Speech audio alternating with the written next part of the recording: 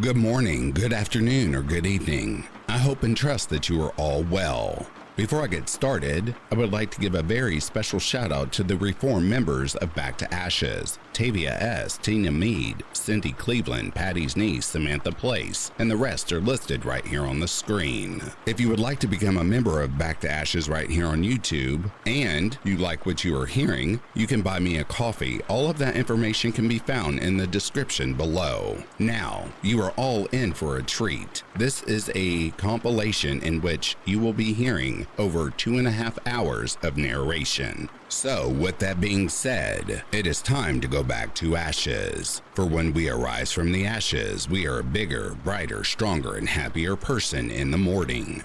Sit back, relax, kick back, grab a snack, or tuck in and get warm, and prepare for this dose of vocal melatonin entitled True Let's Not Meet Stories Compilation. Right after this intro, an ad will play. I'll read the first story, an ad will play. I'll read the second story, an ad will play. And after that, there will be no more ads within this video.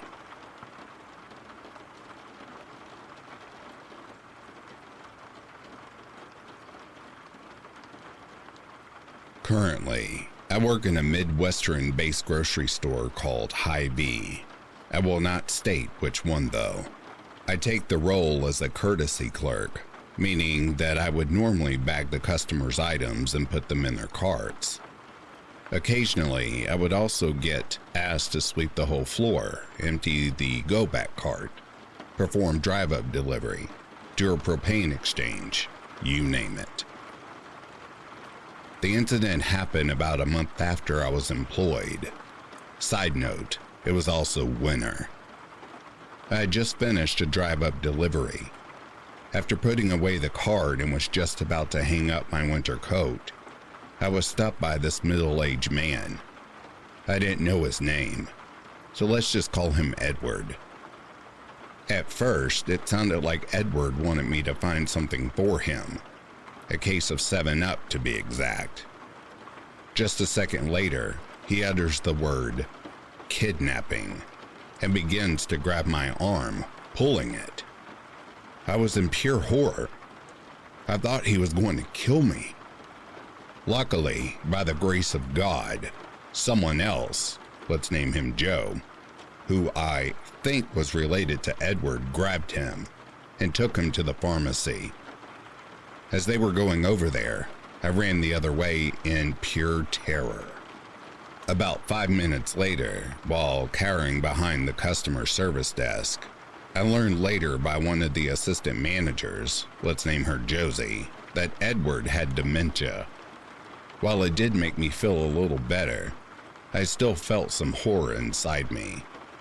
Luckily, another assistant manager of mine, let's name him Andy, saw that I was upset and let me explain the whole thing to him. After understanding, he let me go home early. Since then, I'm still haunted, and now I'm also paranoid as to which I fear something might happen. So, to Edward, let's not meet.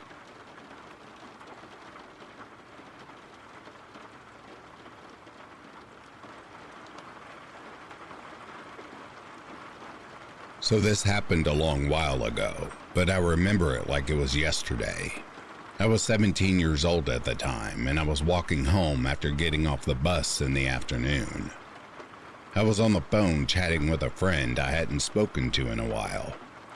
Someone was walking behind me, which wouldn't be strange at all because I was near a shopping street. However, something just felt really off. I don't know how to describe it. When we approached a small intersection, I decided to pretend to go one way, and at the last moment, I turned the other way to see if he would keep walking behind me. He did. So now I know he's following me. I turned around and I'm like, "What are you doing?" He was some dude in his 20s, in a white shirt with dirty sweatpants and short black hair. He looks at me with the craziest eyes and says something about me having a nice ass. The way he looked at me, I could immediately tell that he wasn't all there. I told him to get away from me and continued to walk home, looking back a few times. When I didn't see him anymore, I continued talking on the phone with my friend.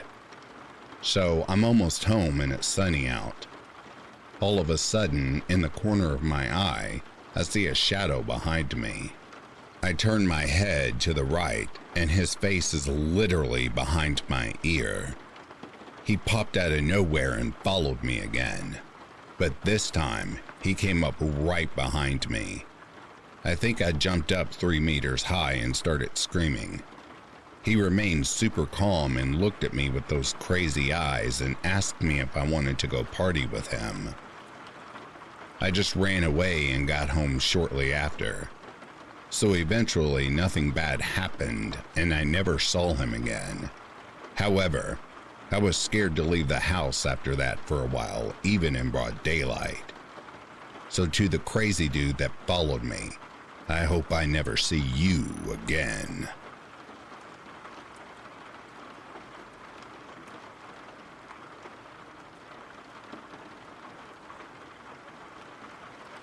This is a very spotty memory from my childhood, but I remember enough to still be freaked out every time I think about it. I was very young, probably around the age of 5, and my family and I were at the public pool that day. We went quite often when I was younger. I don't remember how this interaction came about, but I remember talking to a woman who looked relatively young, around 25, 30-ish, asking me what my address was. I'm not sure why I knew my address, but I remember reciting my home address to this random woman at the pool. In my little kid mind, this was completely normal conversation, so I had no reason to not tell her. Naturally, I returned the question to her. Her response was 123 Toad Lane. I had no reason at this age, so in my head, this was completely a valid address. I don't remember what she said after that, but I remember my parents pulling me away eventually. Thank God. And never thinking anything of it until years later. Thankfully, nothing ever came of it, as far as I know. But it's still so weird knowing that some lady I literally had never met was asking a child for their address. I have so many questions about it looking back. Why did she want to know my address? Did she plan to do anything with that information? Was somebody else getting her to ask? While I will probably never get an answer to any of those questions, I'm just glad that my naivete as a child didn't cause me any harm. To the lady at the pool who asked me for my address, let's not meet ever again.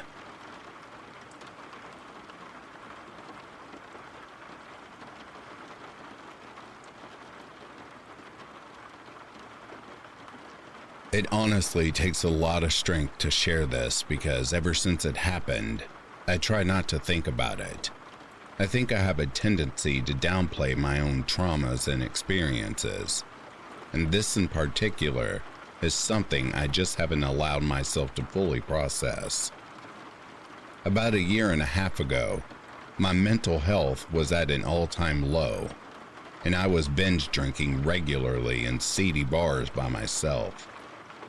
I was 23 at the time, and am a 5'5", 125-pound woman who had no clue what her limits were with alcohol and was doing anything to feel something. An extremely dangerous combination. I was deeply ashamed of my mental health issues and still struggle with telling anyone what I'm going through to this day, or even allowing emotions to register fully or come to the surface so that even I know what I'm feeling. I was out past 2 a.m. and had been hanging around a group of girls, but they had left early without me after a woman had come on to me and kissed me, and they realized I was bisexual. It was outright homophobia, but they basically seemed creeped out all of a sudden, and a member of the group asked me if I could give them a moment to talk without me, and I respected that request and politely left the group and watched as they ditched shortly after. I was already fairly wasted when some guys offered for me to sit with them at their table and that they would buy me drinks. I remember stumbling to their table and thanking them, and most of what happened after is a blur. I remember dancing and making jokes, but also being fairly disoriented. I have a switch in my brain that can turn on when I'm anxious or threatened, and it's as if suddenly all of my anxieties, alarm bells, and panic thoughts just go quiet, and the only one thing is in my head. I'm in a strange place with strange people, and I don't know what's going to happen. I should try and be very nice and just try and get along with them so they don't get upset or hurt me. They kept handing me drinks, egging me on to drink more and more. Even when I started telling them I felt a little sick, they just kept handing me more, and pretty soon everything was spinning. My phone was nearly dead, and I turned it off at 2%, trying to keep myself from losing that last little bit of battery left for when I desperately needed some way home. Even when it was on, my vision had been so blurry I could barely use it. I had never felt this drunk before, and to be honest, I was getting pretty scared. I started to throw up, and at that point, I was barely conscious. I can't even remember the moment I realized I might throw up. On that moment, I was hunched over, feeling weak, and suddenly I just saw vomit hitting the pavement. The guys started saying that they were heading out, and I remember hearing words thrown around like, "Take care of her," and "back at my place." I felt a chill run down my spine, and for a moment, my head was just clear enough to ask what might happen if they did that. I somehow mustered the focus and motor skills to clearly say my full address and state that my roommates were home and would take care of me. They just sort of chuckled and didn't really take me seriously. I even remember one of them jeering about it like, "Shit, homegirl don't even slur," making humor in an almost pitying way that I could still recite my address clearly despite how intoxicated I was. The thought now that they thought it was funny to see someone begging to be brought home to safety is more than a little sickening. No matter what I said though, it wasn't a question of if I was going back to one of their places, it was an assertion. At this point, I was feeling so weak and helpless, and I couldn't even really stand up by myself. My head hurt. My body felt like jelly. Everything was spinning, and I honestly wondered if I might just die. I was going in and out of consciousness, but the next thing I knew, I was being shoved into a small car. Everything gets sort of hazy at this point, but I remember the car stopping several times so I could stick my head out of the car door and puke, and the guy pulling my hair out of my face. It stuck with me that he did it so quickly and instinctively, almost like he'd done it so many times before. I remember at one point openly and loudly sobbing like I was scared, and I thought I was going to die. They just kept hushing me and telling me I was fine. Everyone in the car was so casual, relaxed, and not at all concerned with the very, very drunk woman in the back vomiting her guts out every 5 miles and having a meltdown. The intoxicated person they had singled out alone at a bar, fed drinks long past she felt comfortable, and were now forcibly taking home because she wasn't strong enough to fight them off. They stopped and ordered Taco Bell and ordered a bunch of things, but I refused to order anything as I knew I wouldn't be able to keep it down. I was running through scenarios in my head. I knew they had every intent to act against my will. This was not a benign understanding. I was not supposed to be here and they knew it. But I was surrounded by 4 men packed into that car, all definitely bigger and stronger than me, and I deeply feared what would happen if I made some attempt to put a stop to what was happening. On top of this, it was close to 4 a.m., and my phone was pretty much dead, and I was too drunk to even stand or walk. If not with them tonight, where would I go? What would I do? Lay on the street and puke my guts out until I choked and died, or some homeless person found me and did God knows what? I was effed. I was completely effed. I had a phone charger, but nothing to plug it into. I considered the worst, but also the most obvious answer. I had to play nice the entire night and pray nothing else happens. Charge the phone at their place, get an Uber in the morning, and leave as calmly as possible so as not to raise any suspicion. I had to play along. I couldn't think of any other plan. I wondered if I was going to choke on my vomit and die at any point, as I was still blacking out and throwing up, and these strangers were clearly not going to take me to get medical help. I wondered if I'd get assaulted tonight, and even with birth control, if I would suffer further consequences like pregnancy or an STI. I wondered if he'd try to keep me as a prisoner, hurt me, or kill me. Easily the most painful part was the realization that I felt truly so stupid, so pathetic, so worthless, and miserable in this moment in my life that maybe I just didn't care. It felt like I had no one and nothing anyway. Even though it wasn't entirely true in the moment, it really did seem that way. Then I remember my cat. I remember the moment I first heard her when she was weeks old, eyes closed, and I fed her a warm bottle of milk. I thought about her now, and how she sometimes would sit by the door and cry for me when I left for work because she was so attached and hated being without me. What would she do without me?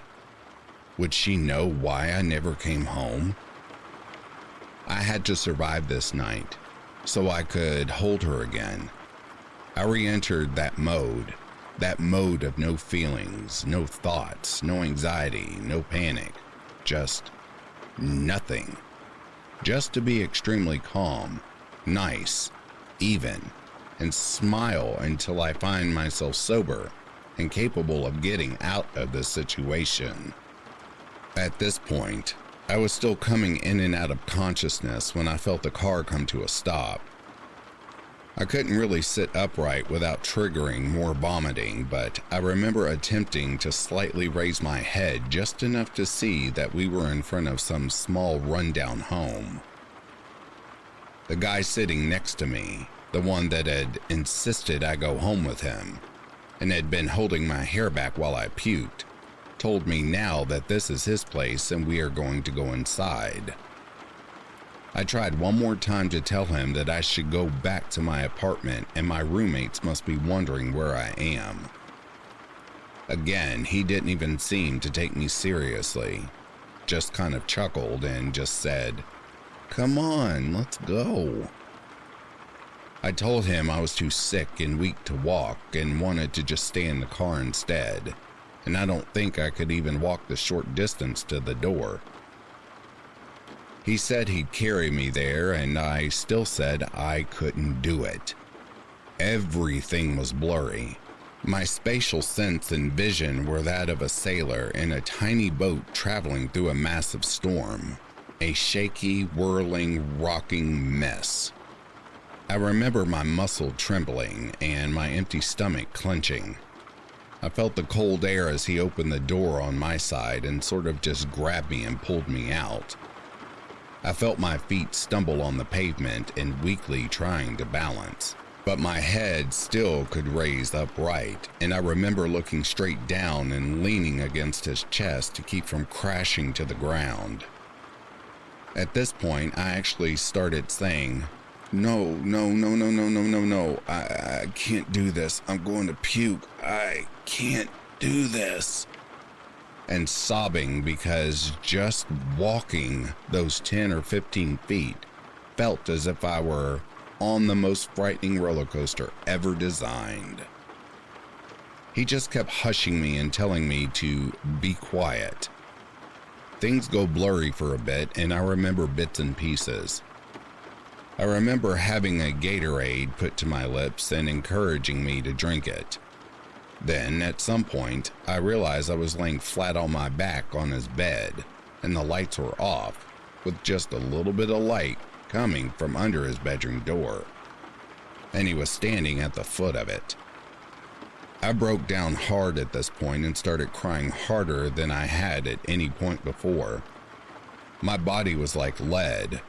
I couldn't effing move a muscle. I was physically trying to, and my body wasn't responding. This was it, I thought.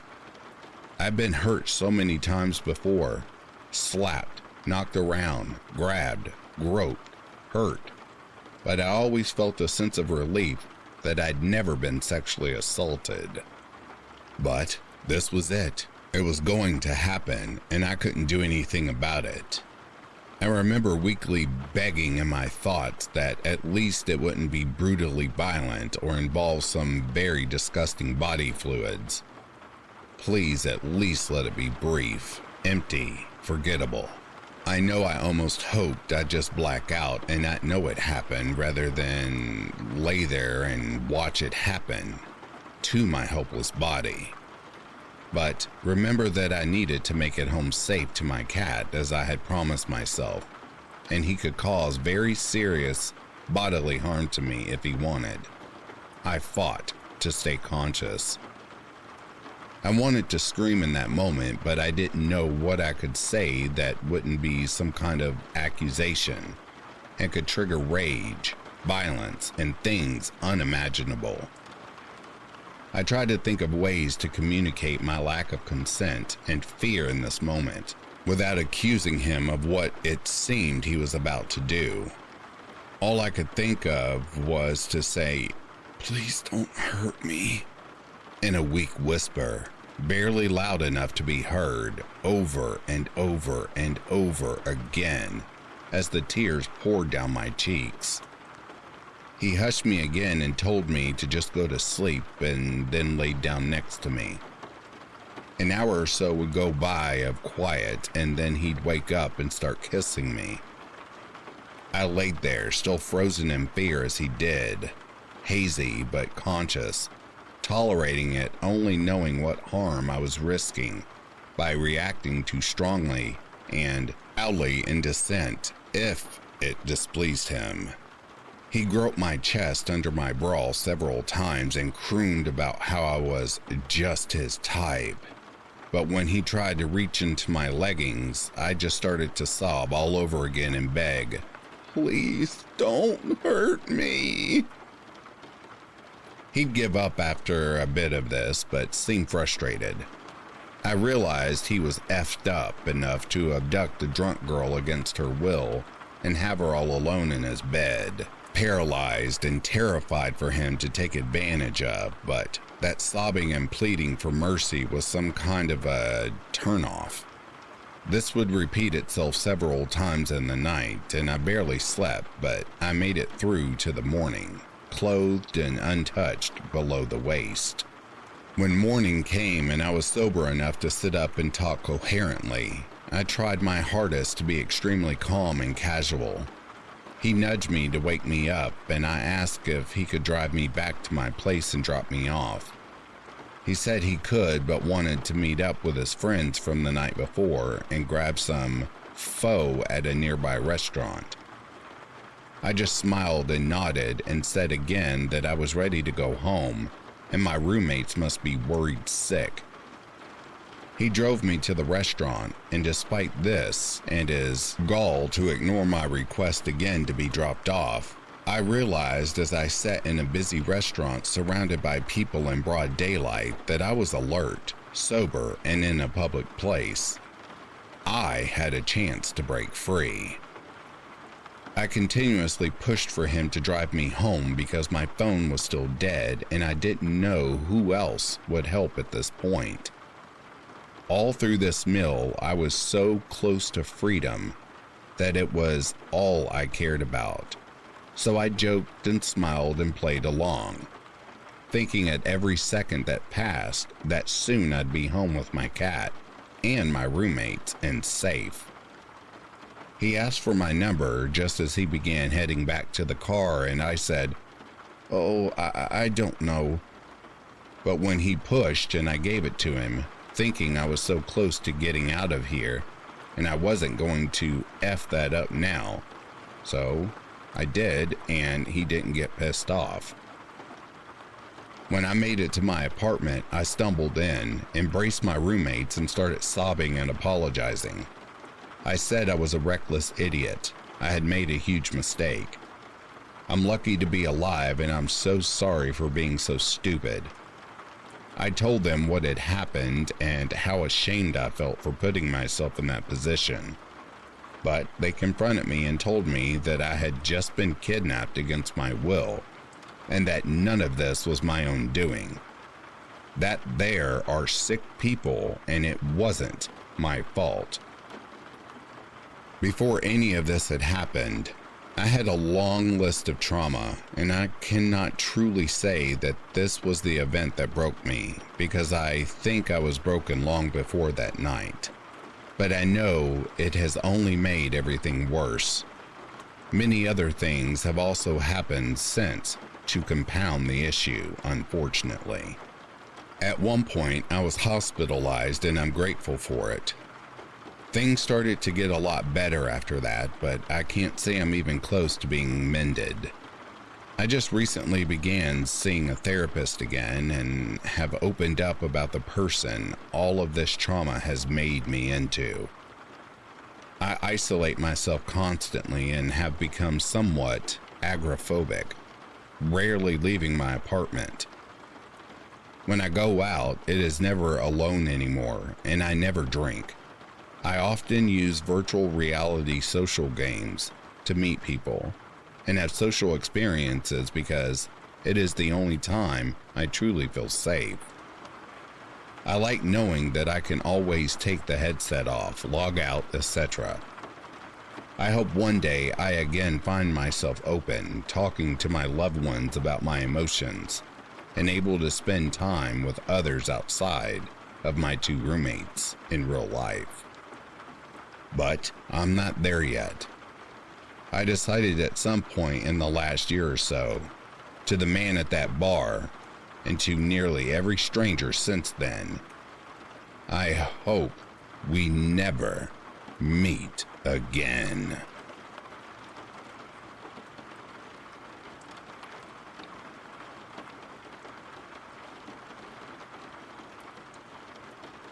So, back then when I was 16, was at an outdoor festival close to home.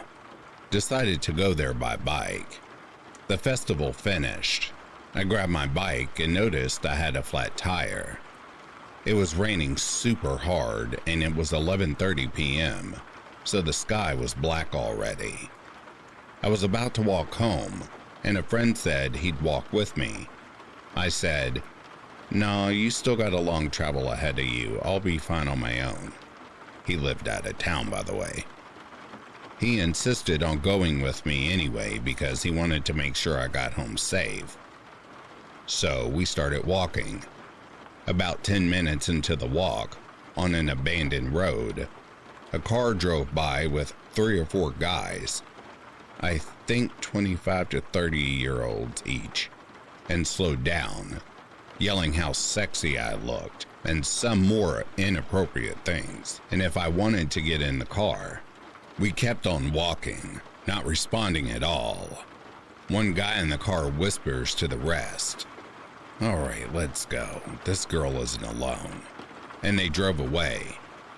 No clue what would have happened if I was alone, but I was happy my friend was with me that night. My heart was racing.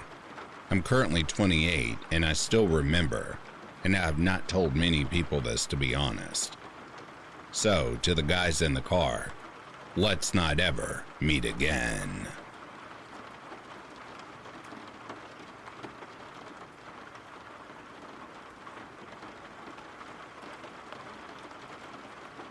I grew up in a nice suburban neighborhood. I lived in the same house my entire childhood and only left once I moved out as an adult. I always felt safe, leaving our doors unlocked, windows open, going for late night walks as a teen.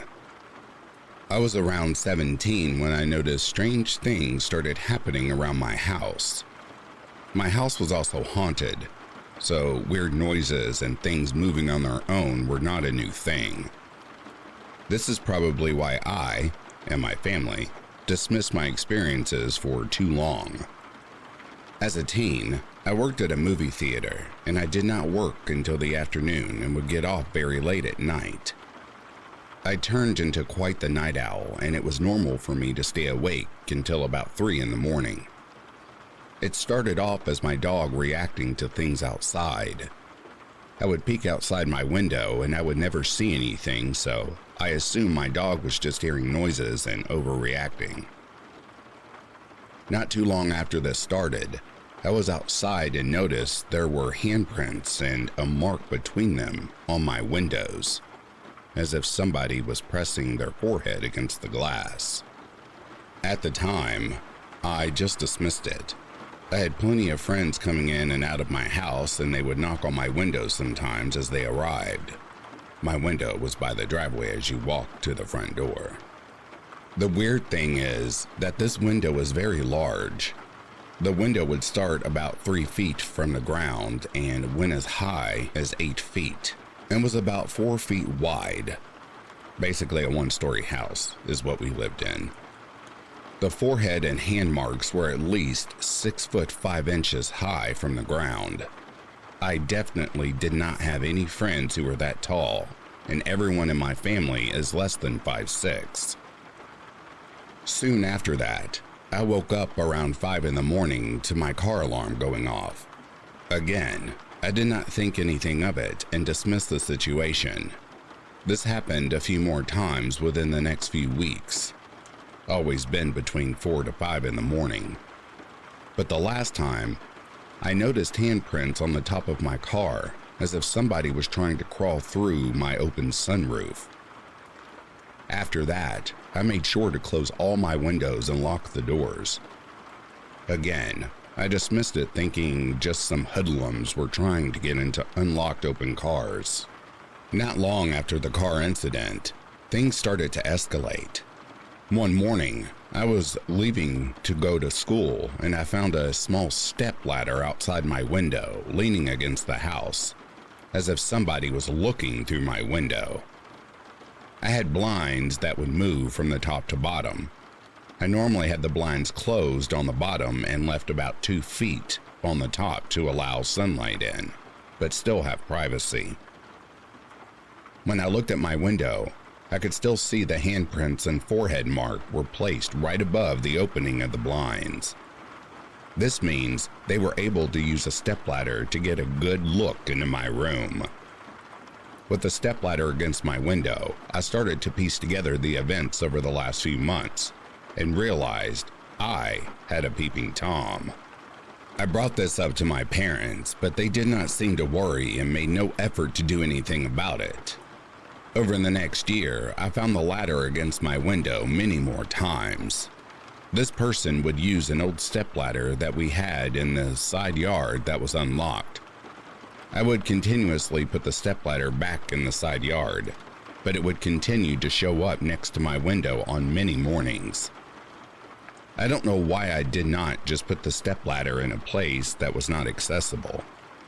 To be honest, I was a teen smoking a lot of weed at this time, so I feel as though I was not using very much critical thinking. I have 2 other sisters who live with us, but they did not seem to notice anything weird happening. About a year after, I noticed the occurrences.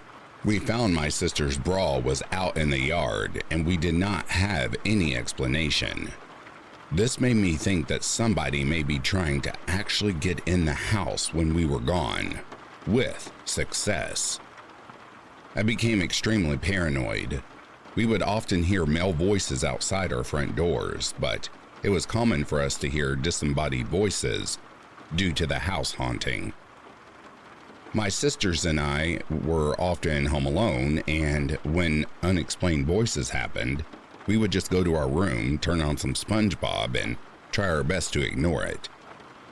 Again, my parents were aware that all of this was happening, but did not care to do anything about it. The last incident before we called the police was after a rainy night.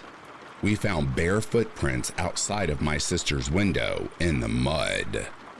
The screen had been fiddled with as if somebody was trying to get it off the window. Once this happened, my parents started to take it more seriously. It's funny because they did not care when incidences were happening directly to me, but the moment my sister had this experience, they decided to report it. The police could not do anything about it. They offered to send police every once in a while to fill out their paperwork in front of our house to make it seem like there was a police presence. This only happened one time, and they never came back. My older sister made her boyfriend aware of the situation, so they decided to sit in the car all night and watch for the pervert to show up. Every time he would try to pull an all-nighter to watch for this person, no one would show. Looking back now, it makes me think that someone very close to my house must be the peeping Tom, because he must have been close enough to see we had another person watching out for us. After a few years of these experiences, my sister and I all moved out, and we have not noticed anything weird happen since. It still bothers me knowing that this person was never caught, and that we still have no idea who it was. It makes me frustrated knowing that it could be a next-door neighbor who we thought was normal, but was actually a pervert. This all was happening around 2010 to 2013, and was before we had easy, affordable access to security cameras, such as Ring and Blink. I wish we had cameras so we could know who this person was, but there is no point in dwelling over the past. All I know is now that I am an adult, I will always have security cameras around my house, especially if I have young daughters.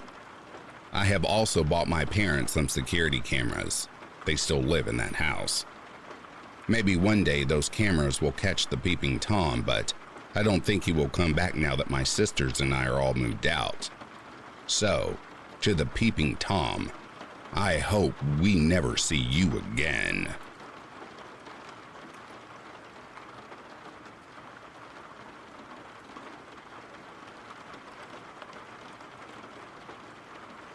From 2013 to 2019, I worked in outdoor education at many different summer camps and outdoor education centers in Canada. Mostly Ontario, but I did spend a season in the Rocky Mountains. Having grown up going to sleepaway camp and eventually participating in month-long leadership programs with backcountry canoeing components, I was well prepared to lead a group of teen girls from a camp in Georgian Bay on a 2-week camping trip in the Temagami region during my first year as a counselor. The Temagami region is located between the North Bay, Sudbury, and Timmins, Ontario. This region is home to many provincial parks, wonderful hiking and canoeing routes, and the Bear Island Indian Reserve. Our route was fairly typical, and beginning the Whitefish Falls region, ended at Highway 11 after 14 days of paddling, portaging, hiking, and campfire making. We had a satellite phone to check in with our camp director every day, and in case of an emergency, we also had multiple exit points along the route. Until our second to last night, we were having fun in a relatively uneventful time, besides some mild dehydration and the usual bumps and bruises. Near the end of our trip, we were doing some free camping on the shore of an uninhabited island in Bear Lake, that is recognized as part of the Bear Island Indian Reserve. It's a beautiful area, and we were across from the main island that the majority of the 250-person population inhabits. We had put out the fire and gone to bed, when about an hour after falling asleep, I was jarred awake by the sound of a loud motorboat. Obviously, this isn't that weird because it's a large lake and many people use boats to reach the mainland or their homes on secluded islands. However, it was around 11 p.m. and things had been quiet for the last few hours. The motor would cut out and I could clearly hear the sounds of an argument. It sounded like at least one man and a woman, and they were very angry and yelling at each other, although I couldn't hear anything specific because they were too far offshore. Suddenly, the woman screamed and I heard a splash into the water, and then complete silence. At this point, I was pretty freaked out and hoping to God that my girls hadn't woken up. But I wasn't that lucky because I could remember hearing talking from their tent and could tell they were scared. I was about to unzip my door and look out to see if maybe the boaters had had an accident or something when my whole tent lit up. The light slowly panned across me and onto the tent my girls were in. That immediately made them quiet. In a normal volume, I was able to tell them to stay absolutely still. The light panned back to my tent and then over to theirs again. I can only guess that it must have been some sort of boat with a searchlight on it. If anyone has any ideas of what that type of boat could be, please let me know. After an eternity that was really only about 5 minutes, the light would turn off and I heard the motor engage and fade as the boat drove away from us.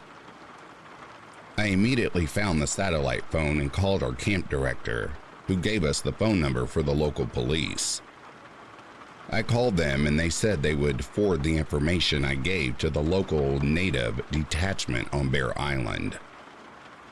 I don't think any of us slept that night, and I got up at 5 a.m. to take my canoe out and take a look around. I thought maybe someone had fallen overboard and had managed to swim to shore. Obviously, I didn't find anyone, and there was nothing floating in the water either, although it is a pretty deep body of water. None of us wanted to camp one more night, so I called the camp and had them head out to the pickup point a day early. We paddled like hell and didn't really talk much. I think none of us really wanted to speculate about what we might have heard and what would have happened if we made noise or moved when that light was in our tents. I've thought about this a lot over the years, but whenever I've told people the story, they've been quite skeptical. I recently started looking into missing person cases in the area, but without much luck. If anyone reading this is familiar with Indigenous issues in Canada, though, there's an epidemic of missing and murdered Indigenous women, and these cases usually go unreported or unsolved. So, to the creepy boat or that incident that took place, I hope I never encounter you again, and I hope the person that fell overboard is safe and sound.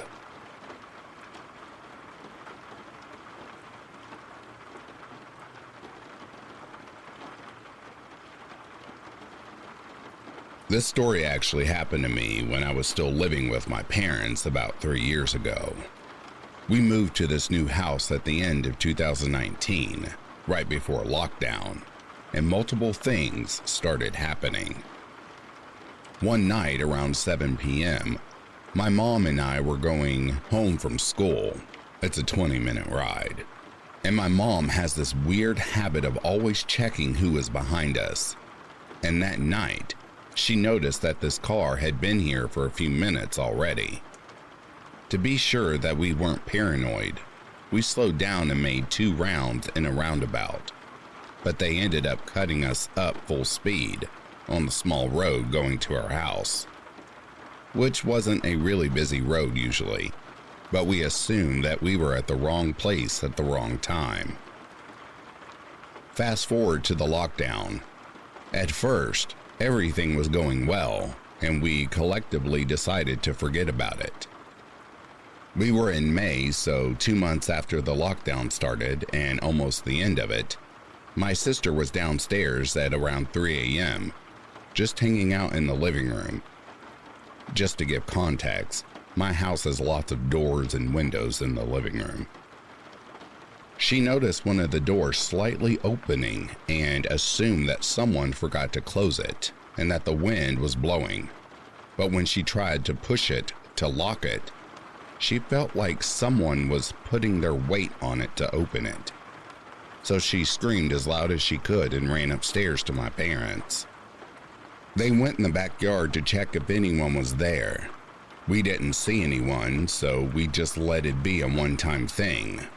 But my mom wasn't reassured, so she started to stay during the night in the living room if anything happened. During the next few weeks, nothing new happened, and she asked me multiple times to stay with her just to be her witness in case anything happened. Around 1 a.m., we were lying on the couch, but the lights were off because I had a headache and my mom was just scrolling through her phone. We saw a blinding light direct to our living room, which spooked me so much that I was completely paralyzed. My parents went into the backyard, and still nothing. After that, we saw multiple lights and noises, and on the surveillance camera, there were weird people at our gate staring directly into our house. But as it's not illegal, we couldn't do anything. This continued for a few months, driving my family insane. In 2021, while we were cleaning the backyard for summer, we saw a big hole in the bushes large enough to allow someone to go through. We didn't know what to do, but we had confirmation that someone was coming onto our property. Almost nothing happened after that, which made us believe that they knew we were onto them. But we still don't have a clue about who it was, why they were doing that, or even if they wanted to do something bad. So, to the mysterious strangers trying to break into our house, we hope we never see you again.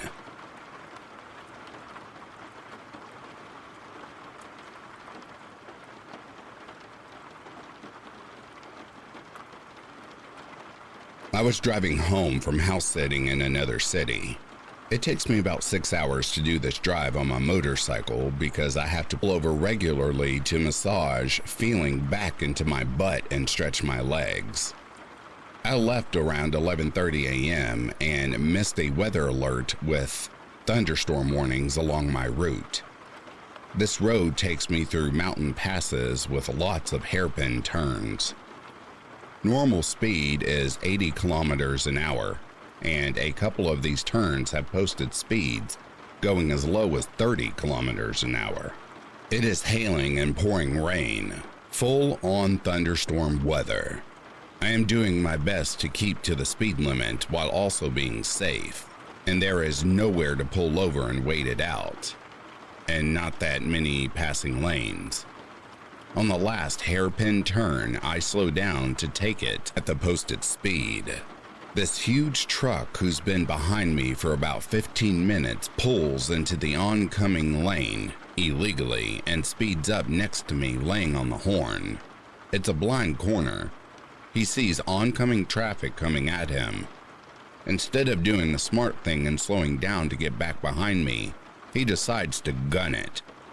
If I hadn't downshifted when I realized what he was doing, he would have nailed me with the 30-foot trailer he was dragging behind him, sending me flying off the cliff next to us. The next town is about 20 minutes away. I pulled into a gas station to dry out a little and calm down after what had just happened. I watch him drive away. About 2 hours later, I pull into a fruit stand to grab a snack and take a break. This is now 3 towns further down the highway. Lo and behold, he sees my motorcycle and pulls in to have a go at me. Yells at me that he had to teach me a lesson for slowing down on the highway. to the posted speed limits for safe turns. When I asked him what he would have done if he'd killed me, he told me it would have been my own fault, and he would have laughed as I went over the cliff. So yeah, guy who tried to run me over the cliff, screw you, and I hope I never meet you again.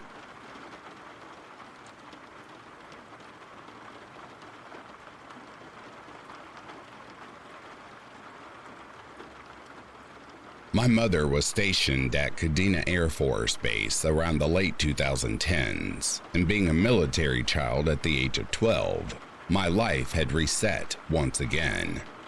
I didn't have friends again, and I had to learn an entire new neighborhood. I didn't really have anything that made me ecstatic.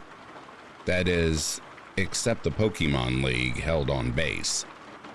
It was ran by a few people who earned their judge cards from Nintendo and held tournaments and just open game nights.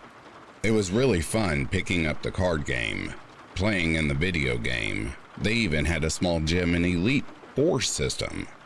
I made a lot of friends, and one of them was one of the judges, who I am thankful still to this day, because if it wasn't for him, I may not be here right now.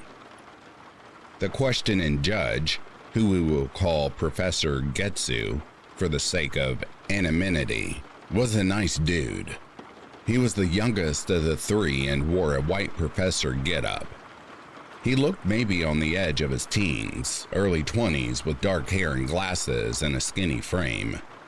He was extremely helpful to newcomers, sort of like the big brother we could all look up to and strive to beat in our children's cars and video games. Even if his game name of Getsu was a bit nerdy even for me. He was always one of the last people to leave, helping to clean up, and he supposedly lived nearby. The last thing is important for what's about to happen. It was a bit of a colder night when the event ended.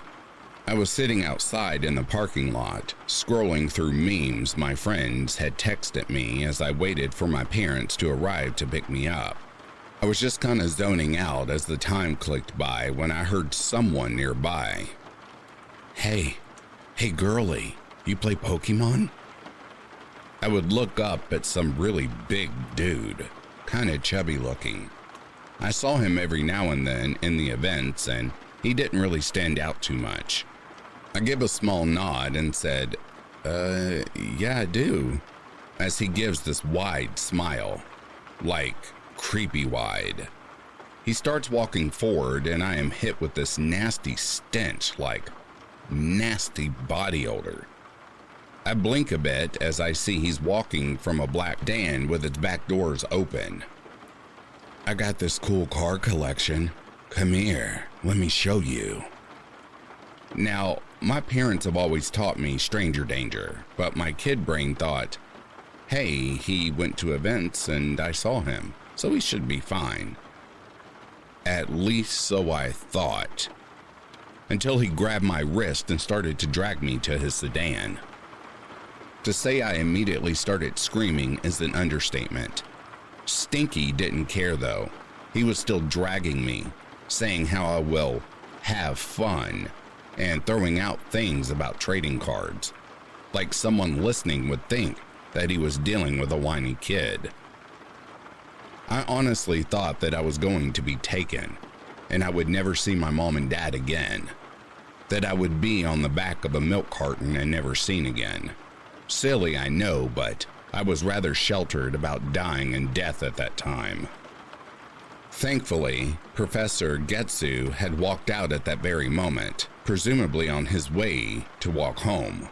All I know is I hear the sound of fabric hitting this dude's face as Professor had swung his professor coat right into the dude's face. I feel his hand go to where the dude's grabbing my arm, and I see his hand grab Stinky's pinky finger and yank back. Very hard. Stinky let go and yowled like an animal as Professor pushed me back behind him as he yanked his coat off the dude. He then kicked at the back of the dude's knees as he caused him to buckle as Professor grabbed his wrists and pulled back on them. Stinky groaned in even more pain as Professor looked at him with just a cold look in his eyes. The big brother figure was gone and something else in its place. And I think I was a bit scared of it. Professor's tone of voice when he spoke didn't help either, like icy daggers lingered in his words against Stinky. If I see you back here or doing this shit to my charges, this will pale in comparison to what Japanese prisons will do to you. Stinky would scramble away and get into his car and peel out of the parking lot. Professor glaring at him till he was out of sight. He would then guide me inside of the venue, buy me some fish and chips, and sit down with me until my parents arrived. That cold persona he had when he kicked that dude out was gone. Back to being the big brother I knew. To be frank, that seriously frightened me. I didn't quite understand why the teenager was so aggro. I only later learned that Professor Getsu was a black belt who taught kids how to defend themselves, with his mother at the local activity center. I suspect he had something of a protective persona or something in his own life that led him to act in a much threatening way. He explained the situation to my folks when they arrived. I wasn't allowed to go to the events and league as much as I used to, but did from time to time. Professor Getsu was still his normal self at the events and helping people, but he would stop coming to the events a year afterwards, his license having expired and his father moving out of the country soon. Reaching about the same age as he was, and a little sibling on my own, I sympathized with how, for a brief moment, he became something terrifying just to make sure I was safe. Oh, and as for Stinky, he never showed up to the events, and he was either banned or just scared of Professor Getsu. I wish the professor a good life, and I hope he is doing well. As for Stinky, I wish that we never, ever meet again.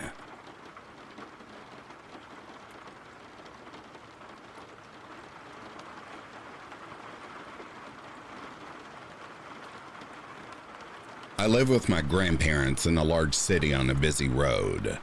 I was just in bed when I heard the doorbell ring, and I was about to answer it, but my grandpa got to the door before me. I am now so glad that he did. I couldn't see the front door from the hallway, but when he opened it, I heard a woman say, "Hi, my name is Taylor. I think I know you." I didn't recognize that name, and my grandpa didn't either, because he told her that he definitely didn't know her. He asked her how he could help her, and I heard him open the door wider, and then her quick footsteps as she ran away. After she left, I came out to ask my grandpa what happened. He told me about the interaction with a puzzled look, and I immediately recognized it as suspicious. We have a Ring doorbell, so we pulled up the video it had taken. It showed a young woman covered in tattoos approaching our yard. As she walks up, she whistles loudly to someone off camera. I watch as my grandpa opens the door, and she says that she thinks she knows him. Now, my grandpa is a retired police officer, and tonight, he happens to be wearing his t-shirt with the name of our city's police department. When he opens the door wider, she must have noticed his shirt, because her eyes widened and she ran away. I watch as the video shows her holding up her arms, crossed in an X while she runs away, and a few seconds later, a man crawls out from behind my car, parked outside, and follows her. Then, the woman can be heard whistling again as they walk down the block. My grandpa called the non-emergency police line to report suspicious activity, and 2 police officers arrived 15 minutes later to hear our statements and watch the video. They seemed to agree that these were probably 2 addicts working together, casing out the neighborhood to see which houses they could break into. Since there was no proof of a crime committed, The officers gave us an email to send the video to and left. I can't help but wonder what would have happened if I, a 5'3", 100-pound, 21-year-old woman, had been the one to answer the door, instead of my grandpa, a 6'2" ex-military retired police officer. So, sketchy couple lurking around my neighborhood? 1, I hope you get caught, and 2, I hope I never see you again.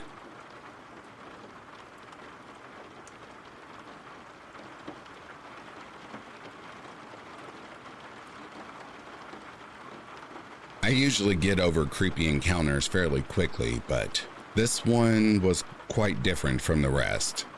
I go by the rule, be nice to everyone because you never know who could be a secret serial killer. And that has worked out well for me the majority of the time. Although this time it was probably what got me into that situation.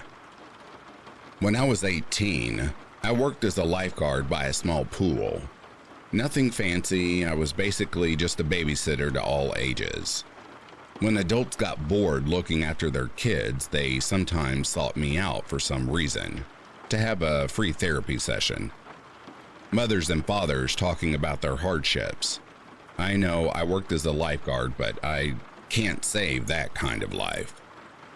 One day, a 50-year-old man with 2 kids came to the pool. As many other people did, he went up to me and we started talking. It started with some small talk, like how he didn't let his children eat ketchup because it has the properties to remove even rust from metals.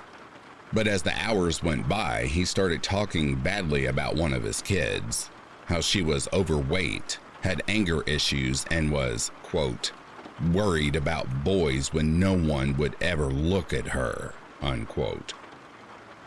I'm not gonna lie, the last statement made me go quiet and I tried to somewhat reason with him and not speak like that about his daughter. He seemed to listen to what I had to say, so I was happy that I could possibly help his kid in some way. Having a parent like that would have given anyone a hard time. The next day he came back extremely happy, telling me that I was so good with kids because my talk had apparently helped him. He then began the day by trash talking his ex-wife to oblivion, like how she had the most custody over their kids and that the kids only ate fast food at her house.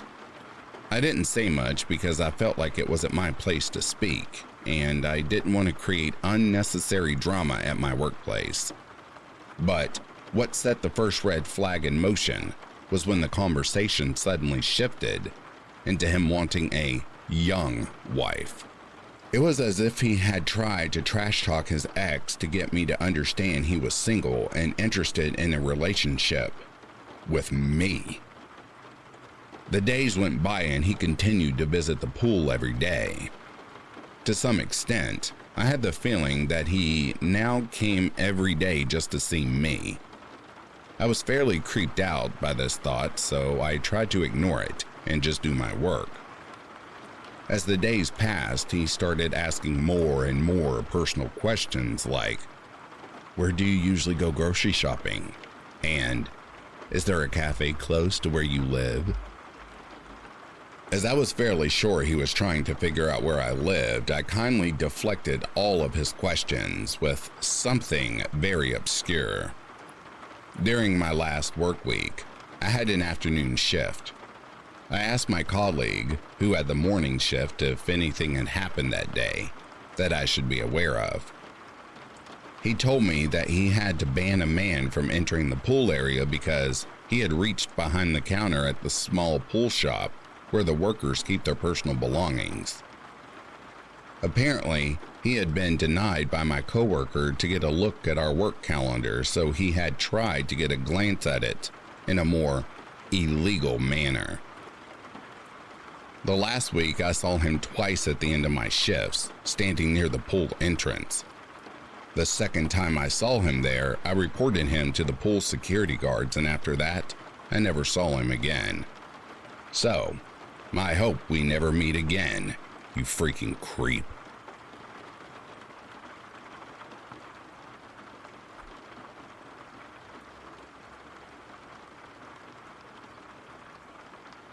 This happened a few weeks ago. I work at a petrol station. I have years experience in a previous one, so getting this job was just a piece of cake, I guess. Only this was different. It's lone working. Can you imagine 8 hours entirely by yourself? Especially doing late shifts. So, my shift started early afternoon. About maybe half an hour into my shift, this guy walks in. I see him before as he entered the shop the day before and randomly asked me if I had any shopping bags to spare. The guy was giving me some uncomfortable vibes, but luckily someone else was working with me that day for a short while I asked them to deal with that guy. My colleague said, "We don't have anything to spare you," and told him goodbye. The guy leaves. Anyway, back to this very day, that guy walks in and I thought, for sake, what doesn't he want now? Another handout? Of course, he just walks up to the desk and just starts chattering to me. He was asking me some advice about his living situation as he told me he used to be homeless.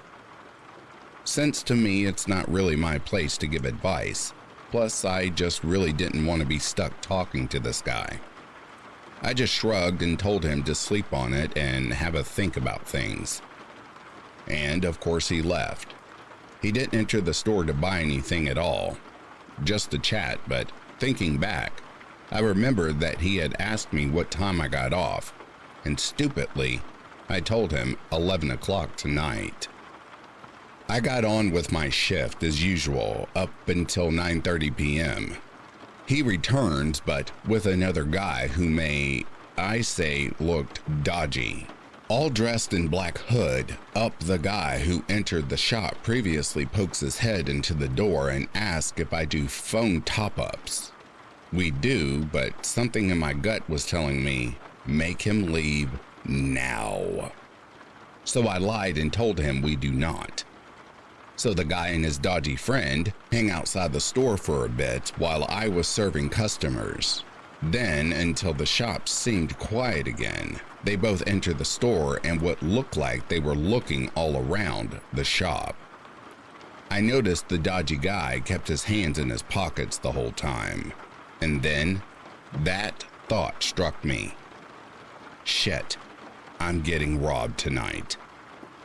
So I took some deep breaths and tried to keep calm, and just thought of my training I repeated in my head. Just comply, give them what they want, then call the police after they leave. But of course, from the panic, I thought to myself a better plan, so I stood ready with one hand under the desk, hovering over the panic button. I thought to myself the minute they pull a weapon out on me, hit the button, as it's a silent alarm, and show hands and comply and hope police arrive on time to catch them. Well, they just ended up buying a bottle of water, as of course I did notice there was someone still outside in their car. I felt a huge sigh of relief thinking they just wanted water, or they decided not to rob me because there's another person outside. They both leave the store, but again, hang around outside, right by the door. Then I see the car drive away and I thought to myself, I don't want these guys in the store again, not while I'm completely alone. So I flipped the switch that automatically locks the main door. Half an hour passes, I had no customers, and still, the two guys are still hanging around outside. I called my boss to tell him what's going on and to give him a heads up that at some point I'm going to have to call the police and have them move them along, as it's making me very anxious. Then another guy shows up and joins those guys all dressed in black and wearing those COVID masks. He also hands his friend masks too. Then he makes his way around the back of the store. That's when I realized, shit, the back door, the one I go out of to puff on my vape. I ran to the back door, slammed it shut, and locked it. At this point, I was scared for my life. as these guys stack around the place, to which felt like an hour and a half. I hid in the office watching the cameras. I picked up the phone, dialed the non-emergency number for the police. At this point, I was really freaking out. But of course, I had to listen carefully while a bit on the phone was going through those press 1 for this, press 2 for that. I couldn't focus as the next thing a colleague calls me on my mobile to check in on me. I told him what's happening. Then I came out of the office to take a peek, and of course those guys were right up to the window, knocking to grab my attention. And yes, they saw me with 2 phones to my ears. "Shit, they saw me," I said to my colleague on the phone. Then I came up with an idea. I put the phone I had making a call to the police down and kept my colleague on the phone. I said, "Listen, I'm going to see what they want. Stay on the phone. I'm going to put you on speaker. Stay quiet. Don't say a word. Just listen. If you hear me say, 'The till is slow,' you hang up and call the police. 999, okay? I mean it. That's me telling you I'm in danger." So I put him on speaker and hide my phone in my bra. I head to the window. What's up, guys? Can I help you?" The guy, "Why is the door locked?" Me takes a breath. "That's because we're in night mode now. Door's locked, but I can serve through the hatch. What can I get ya?" They just look at each other and whisper amongst themselves. Then the guy says, "We'll just take," whatever branded tobacco name of his cigarettes were, "and a lighter." Yeah, sure, one moment." I grab what they ask for and they push a $20 note through. I quickly grab the 20 and of course check it. Then I ring them up, but as I had their change ready, I saw one hand through the hatch. I dropped their change into that hand, avoiding contact. "Okay, thank you, bye now." I stared them down. They finally leave for good. As soon as they were gone, I fell to the floor and burst out crying after holding in that fear for so long. I demanded that my shifts are to be changed to morning shifts after that night, or I'm quitting. So, to the 3 creepy guys, you scared the shit out of me, and I hope I never see you again.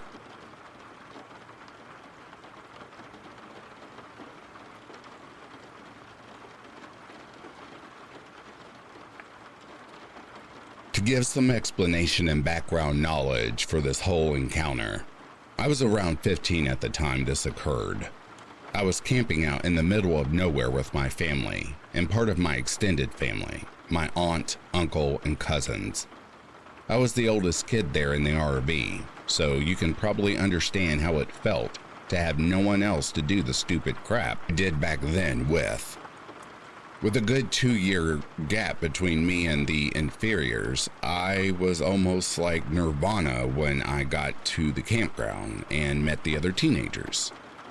These were all people we knew fairly well from previous camping trips, so it was considered normal to hit it off with them from the start and act like we've known each other for forever within the hour. Now, here's the story. My parents trusted me a lot. Not a lie.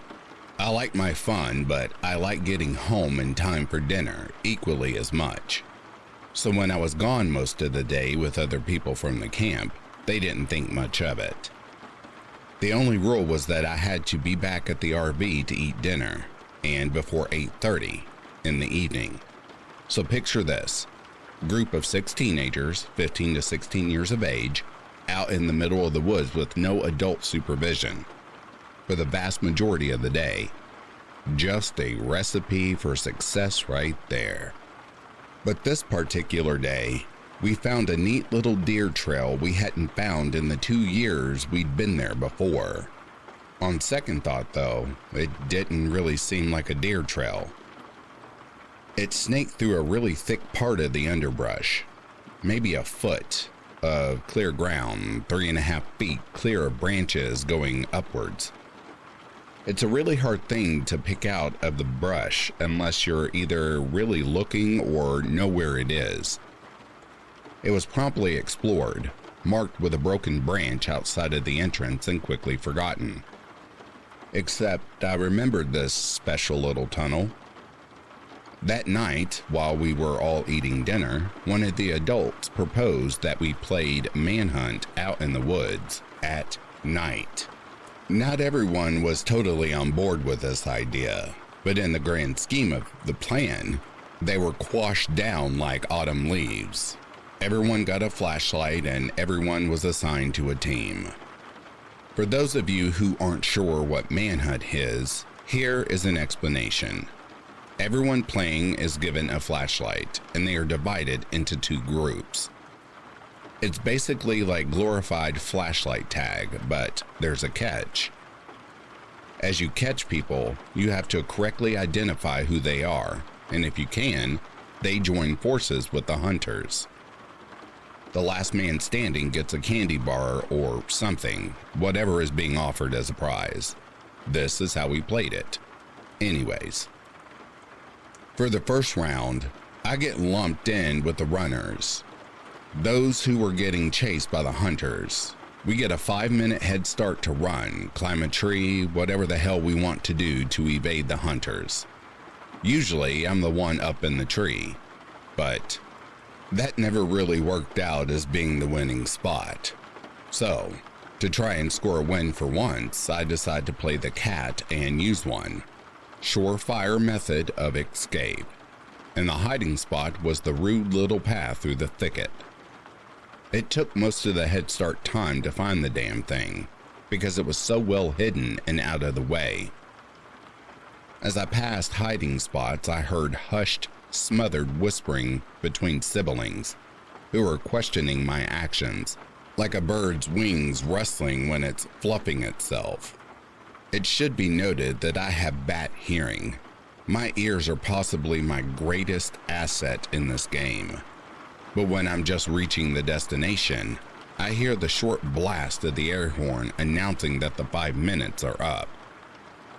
I swan dove into this minute little path in the undergrowth, shuffling on my hands and knees until I'm about halfway in, crouching down like some huge, malformed quail. The hunters are doing an initial sweep through the trails, looking for obvious hiders and people caught out trying to change spots. When they finally reach me, they reach the dead end and go straight back.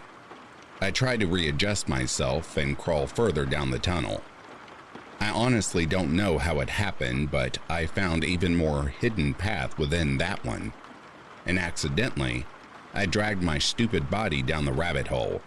Except, instead of ending in a dead end, this one ended in a slight hollow. I don't ever want to describe exactly what I found there. I'm sorry, but I just can't. I was a younger looking woman, naked, covered in lacerations and stab wounds in the fetal position. Her glassy, glazed eyes seemed to look straight through me. I won't go any further than that. I was too scared to scream, and I froze there while dark, burgundy stains formed on my jeans. I froze there, in a pseudo-catatonic position like a marble carving for what felt like hours. And then, I heard someone else coming along that path. Have you ever been so scared that for one insane moment, you truly consider something incredibly stupid as a viable option to escape? That was one of those times. I let out a short, trembling whimper and started moving. Whoever was on that path stopped and then eagerly started moving forward again. I could hear their panting, uneven breaths of a man, a horrible marker of whoever it was getting closer and closer to me by the second. By some wondrous, beautiful miracle, he missed the path leading to the brushy hollow. I heard him moving down past the entrance, dragging something clunky and awkward behind him. I heard clinking noises and the occasional effort to silence the small, sharp noises. I heard a low curse somewhere towards the end of the tunnel, and I blasted out of the undergrowth tunnel like a bullet, forcing its way out a barrel. Cracks, crashes, and obnoxious rustling was all around me as I heard the man sharply intake a breath and begin to move towards me. The hoarse, deep panting was getting closer and closer to me, a testament to how I was too slow at exiting. Somehow, I exploded out of the entrance, got onto my wobbly, half-asleep legs, and started booking it down the trail. The unknown pursuer was close behind me for a bit, but it seemed like he was too exhausted to chase me at that same speed for long. I know everyone loves to rip on the fact that people always trip in horror movies, but in all honesty, tripping is something I am amazed I didn't do. With adrenaline coursing through me at the speed of Usain Bolt, trying to make my jello-like unsteady walking appendages work to move me away from whatever was behind me, like trying to run on water. It felt like an eternity, but I finally reached the main trail, running back to the camp, and sprinted down it screaming bloody murder. Confused faces looked out from the trees, and I think someone called after me. Reaching the camp was easy, but trying to explain why I woke up half the people in the camp and bolted out of the woods at breakneck speed was harder. When I finally choked the words out to explain, I remember a profound, insidious silence throughout the group of adults waiting at the mouth of the trail. I really don't remember a whole lot from that point on. I know the cops were called and my mother and aunt ran shrieking and wailing along the trail, calling for the other kids to come back to safety. When someone's yelling like that, you do not ignore it. They rounded everyone up in 30 seconds flat and barreled back into the camp. The police found a man out in the woods, creeping along the trail clutching a knife. A black garbage bag with a plethora of sharp instruments and a saw was found abandoned on the trail, some speckled and smeared with dried blood. I don't think there's really any getting over that. I still have nightmares sometimes of the man chasing me, breathing heavily down the back of my neck, trying to catch me. Sometimes he succeeds. So, to that creepy man that I think almost killed me that night, I hope I never meet you again.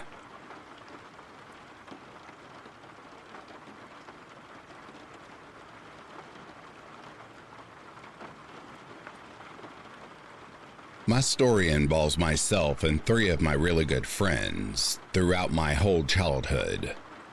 We'll have them go by Kevin, Ryan, and Tommy, whom I am good friends with still to this day. I could not write this story to you without their help, consent, and experiences as well. The story you are about to read is insanely true and not made up in any way. Regardless, whether we had been seeing things or not, the reality is we had experienced something very horrifying the one night at my friend Kevin's cabin. We thought long and hard about actually sharing it or not, afraid of being ridiculed, but we are ready to share with you, and again, you had to be there to experience it. One of my friends had actually suffered a nervous breakdown after the incident and needed counseling in itself. Regardless, I would like you to know, also, I have always been a skeptic on the paranormal and find it very hard to believe in many aspects. But I love to watch, listen, and read on it, simply because I always love to have an open mind in life. An open mind, in my opinion, is a growing one. Whether it was paranormal or not, someone was clearly there that night. Now, finally, on with the story. During the midsummer, usually around the middle of July, Me and a couple of my good friends, who I had mentioned, all the way through my childhood always made time to go up to my one friend's family cabin, way up north in the forest of Minnesota. Cabin located on Vermilion Lake.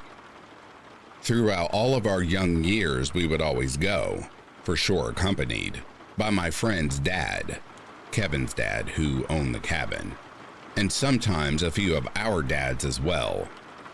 Once we were juniors in high school, we felt mature and old enough to go to the cabin on our own, finally without Kevin's dad or any other adult supervision that may have accompanied us.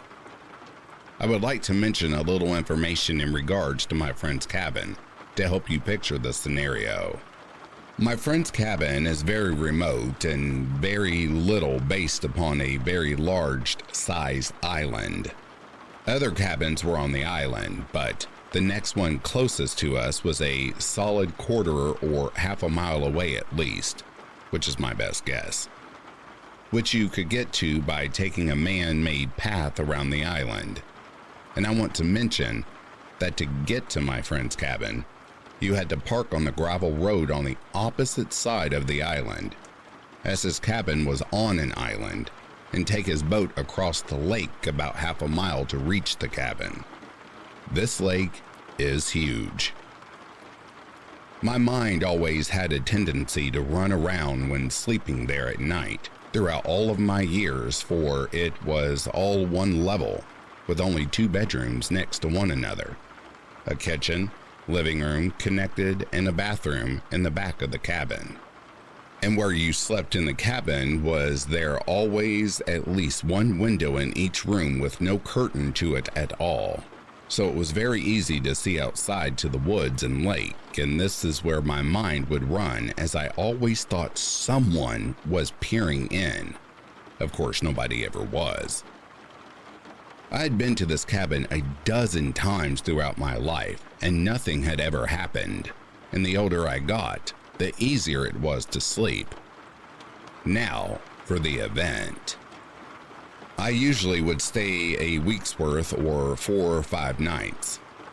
On the 3rd night during the trip, when we were there on our own finally, we had set up a campfire and had been drinking beer all night. I don't condone underage drinking, by the way. We just happened to sneak some, being the rebels we were. We went out to his dock to gaze up at the magnificence of the stars and enjoy our buzz, when all of a sudden, we heard something out at the water that sounded like a fish jumping out to catch a bug. We quickly looked out at the lake with curiosity, wondering where the splash came from, having our poles ready 24/7. Thankfully, the moon was out that night, which helped light up the lake a little. Otherwise, it would be dark, as black, with there being no city lights for miles upon miles, and we would not have been able to see anything on the lake.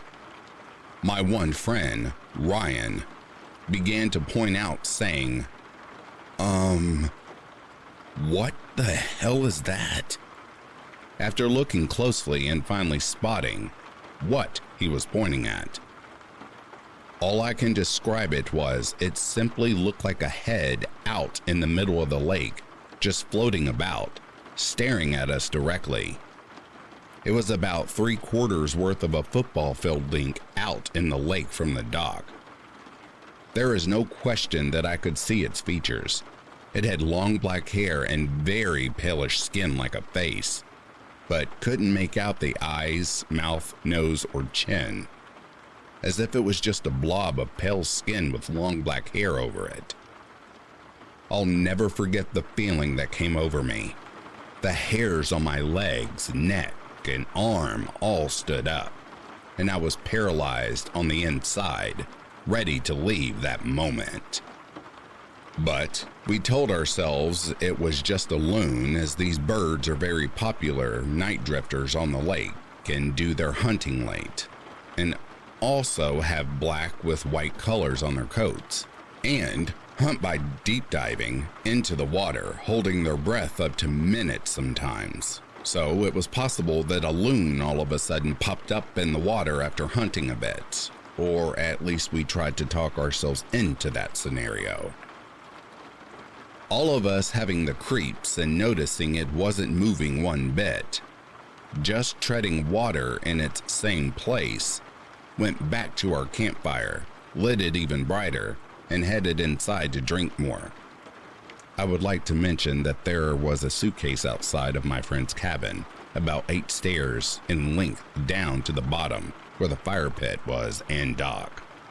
We soon forgot about the head with the help of the beer until I had to use the bathroom really bad, and the one inside was preoccupied. I just went outside to do my business. Since we were in the great outdoors, when I had been taking a pee and glancing out the beautiful moonlit lake, I noticed that the black circle object was still there, but about 30 yards closer now, still looking as if it was staring right at me. I could easily see the nose on this thing's face. Again, it was very pale, like it hadn't seen the sun for years. A very, very uneasy feeling came over me, and I immediately went inside and told my other friends to come look quickly, keeping my eyes glued to it at the door to the cabin. We came outside to see it still there looking at us as if this head was corked up at us with its chin in the air. Nobody dared go down to the dock anymore, and we immediately went back inside, ruling out that it probably wasn't a loon, because a loon wouldn't have tread the water in the same spot. Eventually, the current would have drifted it somewhere else in a rocking manner. For a loon to stay in the same spot for almost an hour or two made no sense to any of us. This head-like object was stiff as a board and not moving a single muscle, just staring up at us from the dock instead. There was no ripple effect at all in the lake from the object. We said it was just a log and went back in. I could tell everyone else felt uneasy too. A few hours would pass. It was super late into the night at this point and knew we needed sleep. But my curious self, I looked back outside once more, and the black object had completely vanished. I could help but feel a sense of relief thinking the log must have floated off or just hit shore somewhere. As we slept with the windows open that night, there was no AC in this cabin and we had to open them or we would fry in this cabin with it being in the middle of summer. Me and my other buddy, Tommy, slept in the living room while my 2 other friends slept in the 2 separate bedrooms with their doors open. Not being able to sleep, but keeping my eyes peeled shut, I began to hear someone walking around at the bottom of the stairs to the cabin, around the campfire and at the bottom of the stair.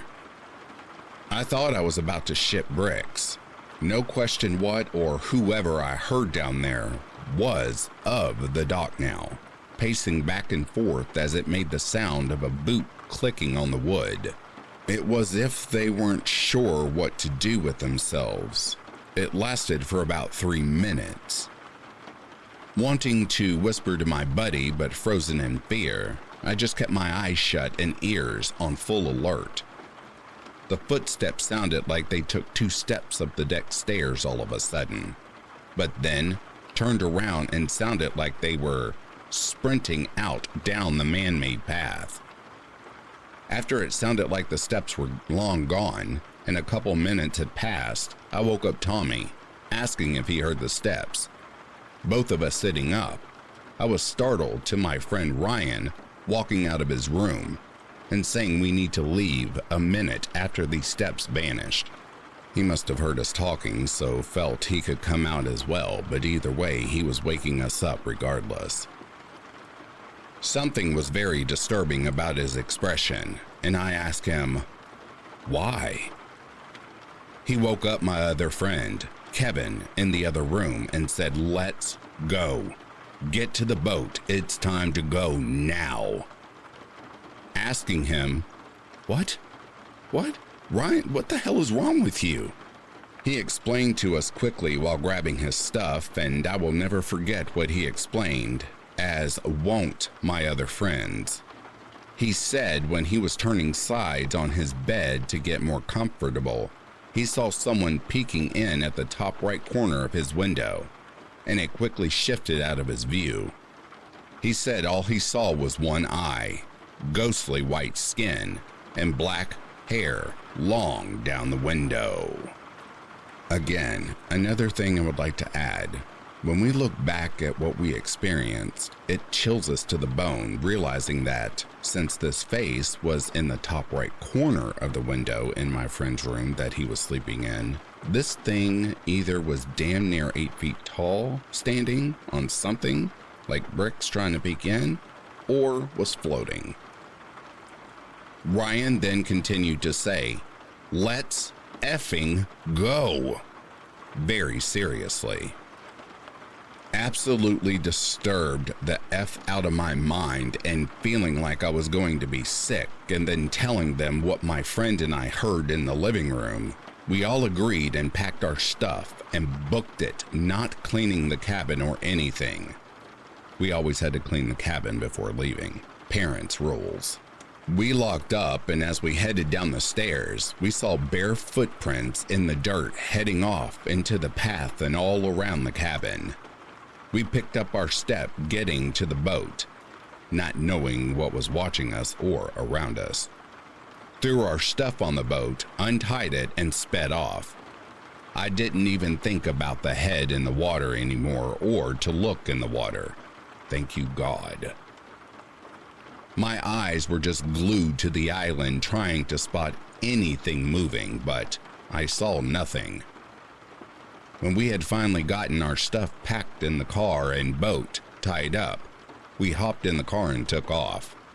We had been driving out about 10 miles, and out of the blue, Ryan, who said he saw the person outside of his windows, all of a sudden broke down in the car, sobbing, saying, "What was it, guys? Oh, crap, what did I see?" We called to tell our parents what had happened on the way back and that Ryan was freaking out, and they told us to just get home safely and quickly. It was late, about 4 or 5 in the morning, but no one slept, and it was a very quiet ride home.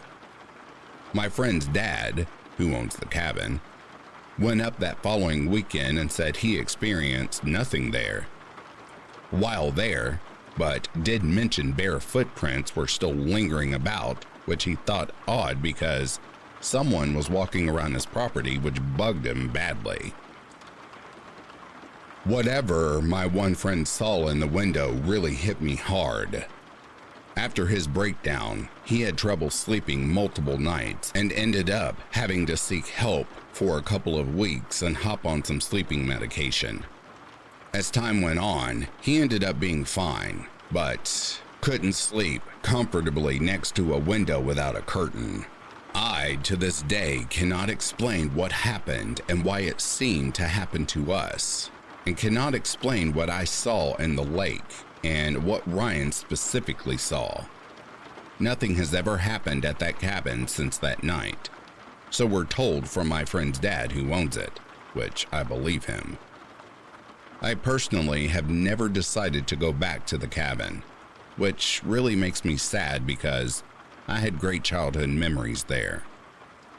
Tommy and Kevin both had gone back and been fine, but Ryan refuses to go back, and I'm with him. A lot of people have cabins on this island, so it could have been a prank in the making that had been busted when Ryan saw the person at the window, or the person possibly wanting to do something worse. I will never be able to explain what was floating in the lake, but the fact that this incident, along with bare feet and someone looking in at Ryan at night, all happened in the same night, seems like more than a coincidence. So, to the creepy person scaring the shit out of us, I hope you've disappeared and will leave us all alone.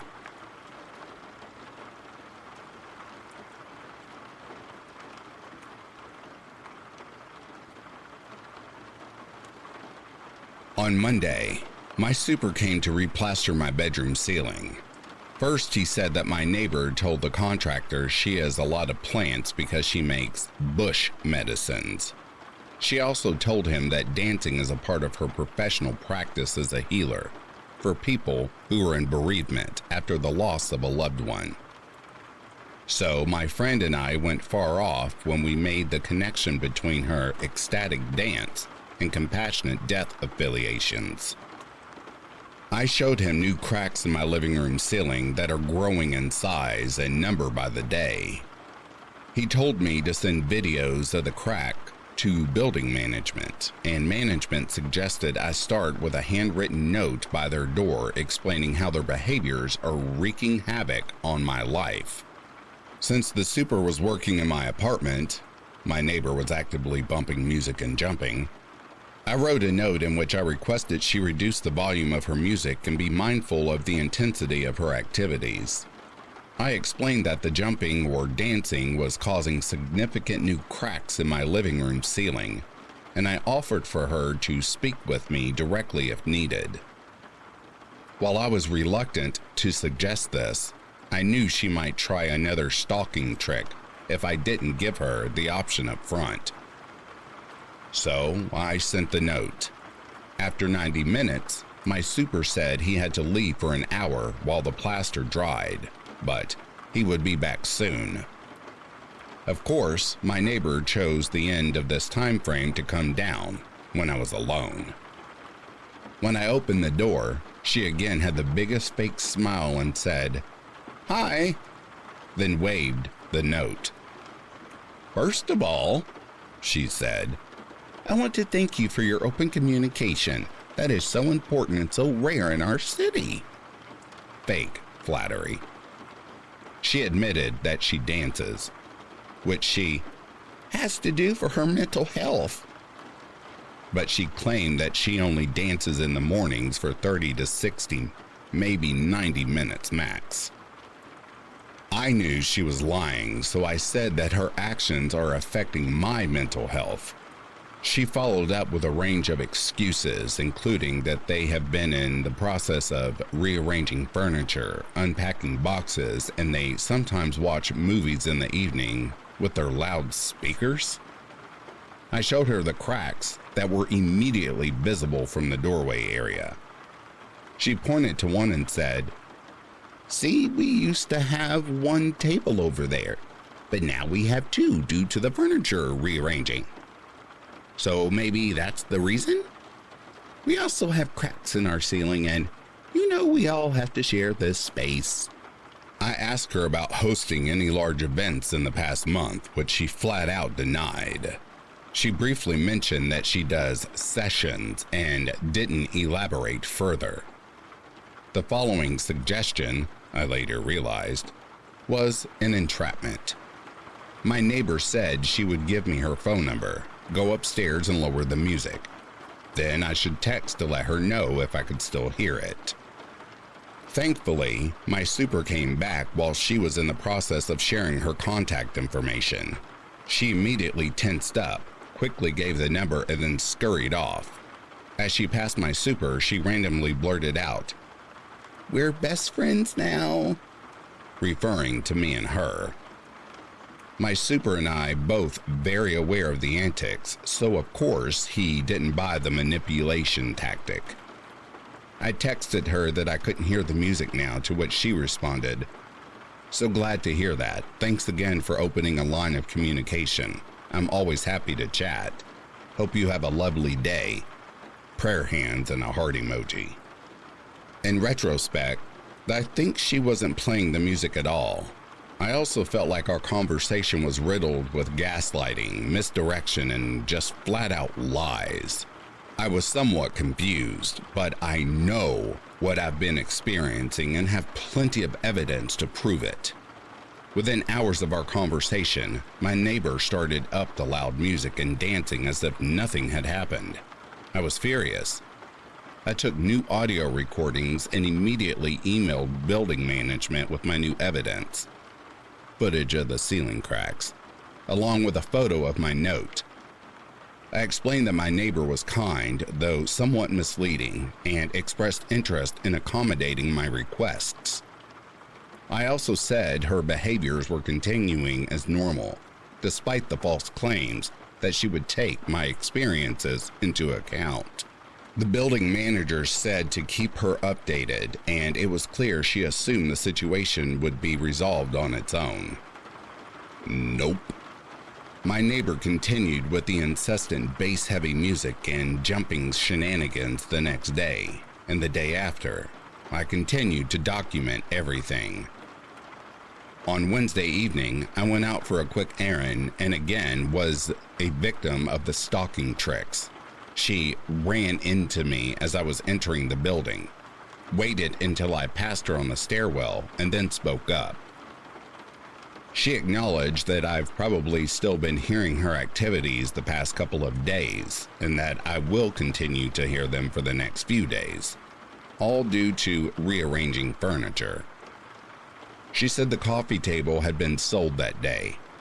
Not true. I was working in my living room all day and I would have heard such a commotion in the stairwell. I said yes, I've been hearing her loud and clear. Somehow, after this in-person encounter, my neighbor went on to host a party. I heard people in the stairwell who seemed unfamiliar with whose apartment they were even visiting, and one guest introduced herself as a friend of someone else. While the music was much lower, the group began running back and forth overhead. Hearing these strange activities without the music was somewhat creepier than with the music on.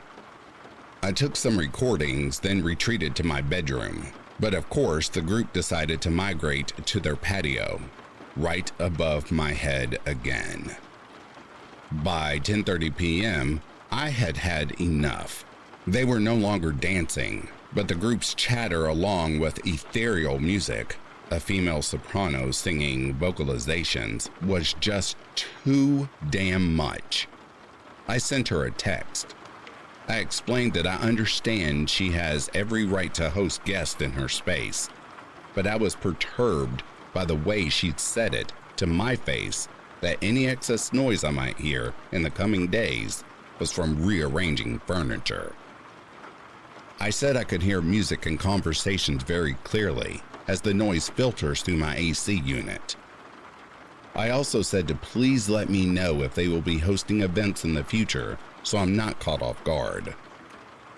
While my neighbor didn't respond that night, within minutes of me sending the message, the group began to sing the Happy Birthday song in the most somber way I've ever heard it sung.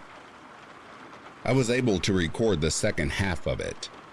They sang in a monotone and there was no clapping, cheering, or any standard signs of merriment that occur after singing the song. The following afternoon, my neighbor sent me a wall of text in which she continued to lie. She said that the gathering was very small, only 4 friends. So it didn't even cross her mind to let me know when she saw me earlier. She also said it was the first time they had hosted more than 2 people over this entire year. I honestly had to laugh at that. She said when she first saw my text, they lowered the music down and told the friends to quiet down. So she admitted that she saw my message, but made no mention of any birthday affair. As for the furniture rearranging, she explained that it's been part of a long-term project, and added more lies like how they had just received a dining table and bookshelf they've been waiting for 8 months. Not only would I have seen such large packages in the stairwell, but also, why share so much irrelevant information if you're being truthful? Finally, my neighbor said that they will be hosting 2 more events next week, another small gathering of 4 friends next Wednesday in honor of her partner's birthday, and a larger gathering on Friday again for his birthday. Like I said, she made no mention of singing Happy Birthday the night before. Who would host 3 birthday parties over 2 weeks? It was all false. She followed up 5 minutes later with a second text that explained she was late to respond because she's been in back-to-back sessions. So I finally had written evidence of her talking about these sessions. I didn't respond to the text. I refused to engage her and her partner any further. They continued to play loud music and stomp around that evening, but I had my boyfriend and a friend over who heard everything and validated me that all of this is absolutely maddening. On Friday, I finally called my building manager to explain everything. She needed to understand that something very strange and potentially dangerous is going on above me. Thankfully, I was finally believed. It turns out my building had no idea that she was running some form of a business and hosting group events. I thought they at least had a vague awareness. The building manager said they would get the attorney involved ASAP to review their lease contract and pursue action.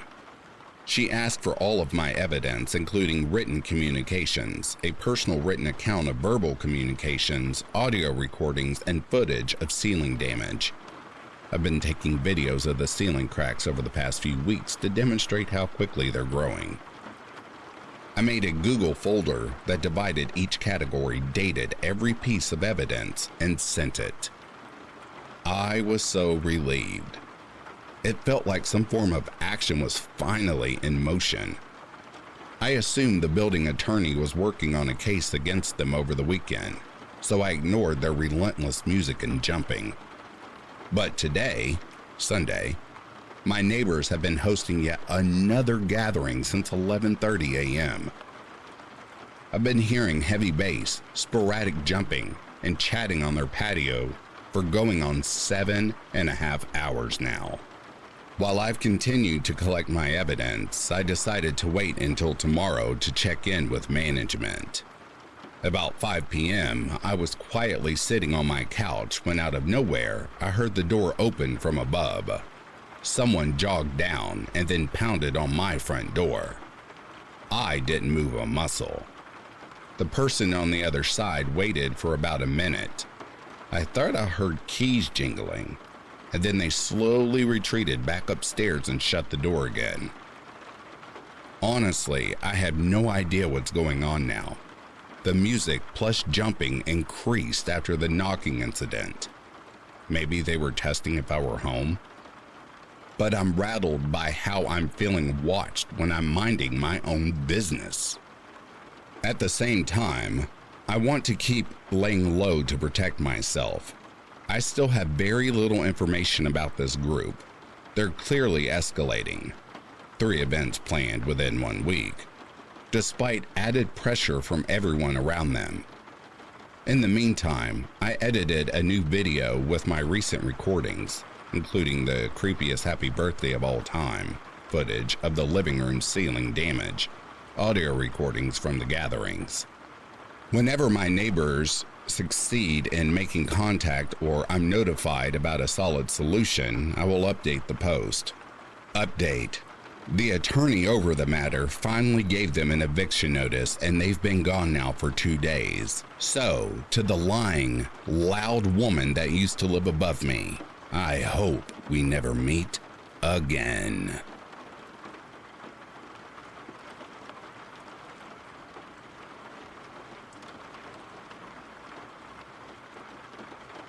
Yesterday, I took my son fishing.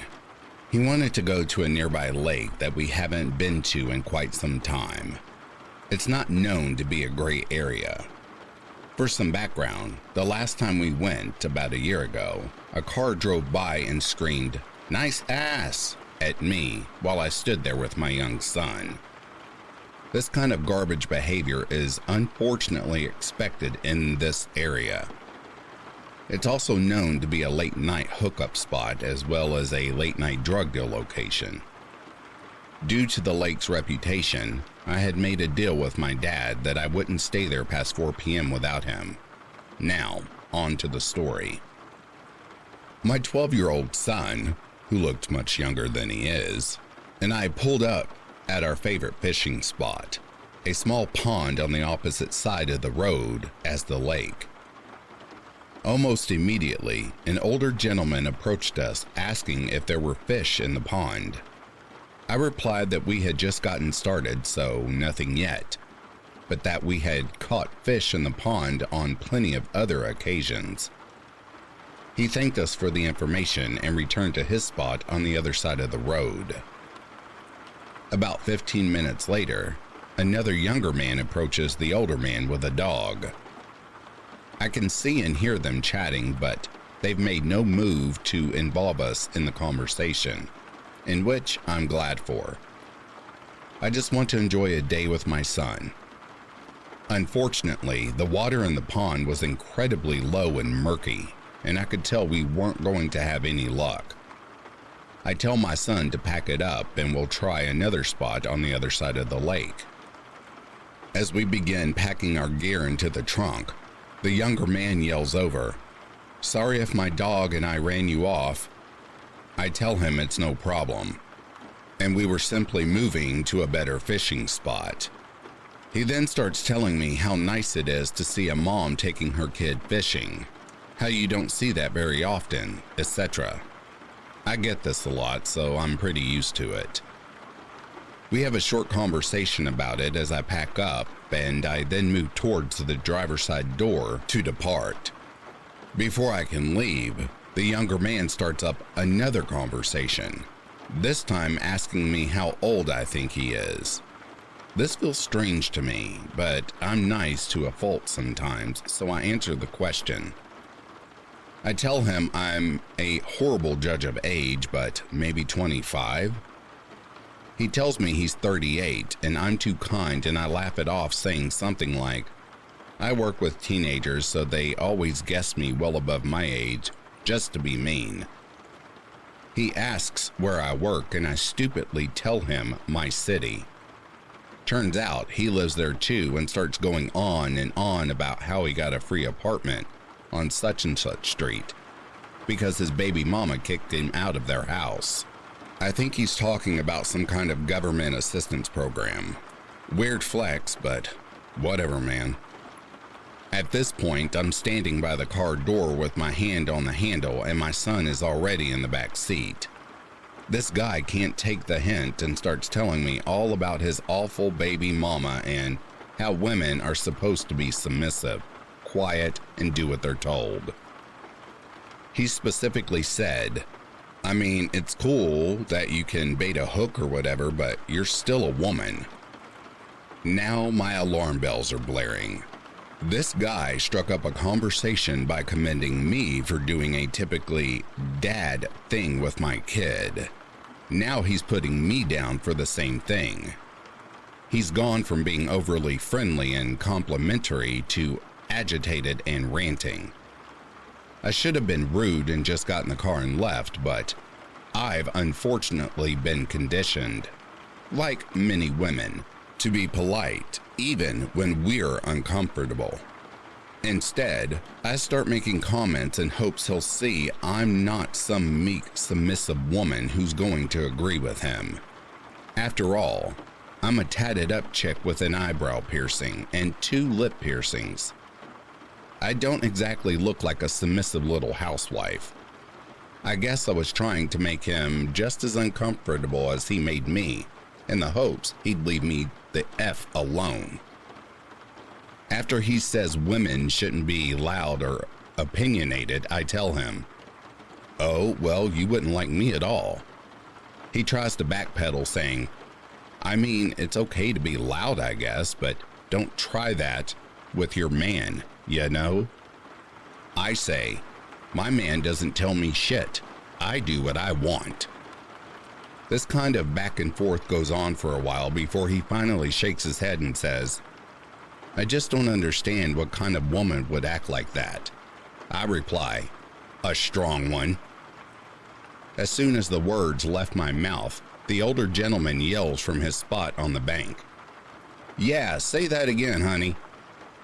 This distracted the creep long enough for me to hop in the car and lock the doors. I still don't feel safe enough though. Unbeknownst to Creepazoid, Only 2 of my car doors actually have functioning locks, but at least they're the 2 on his side. I put the key in the ignition and turn. No dice. Nothing. Of all the times for my car to act up, it chooses now. Panic has now set in. As I repeatedly try to start my car, I can see him out of the corner of my eye. He's taken notice of my car troubles and is trying to get my attention. As he takes a few steps towards my car, the engine finally roars to life, and I peel out of there. Only then do I let my composure crumble and have a long talk with my son about what just happened. To the older gentleman who took notice of my discomfort and provided a distraction, I'd gladly meet with you again any day. To the younger, misogynic creep, I don't know if I was actually in any danger from you, but my gut said I was. Let's never meet again. Oh, and to my dad, I'll make you a new deal. I'm never going to that lake alone again, regardless of the time of day.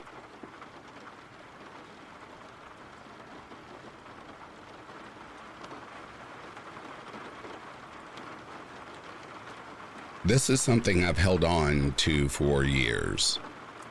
This is a secret that I've kept to myself out of fear of what people would say.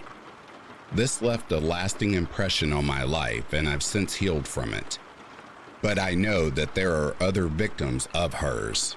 I'm using a throwaway account, and I won't be posting anything besides this or responding to comments.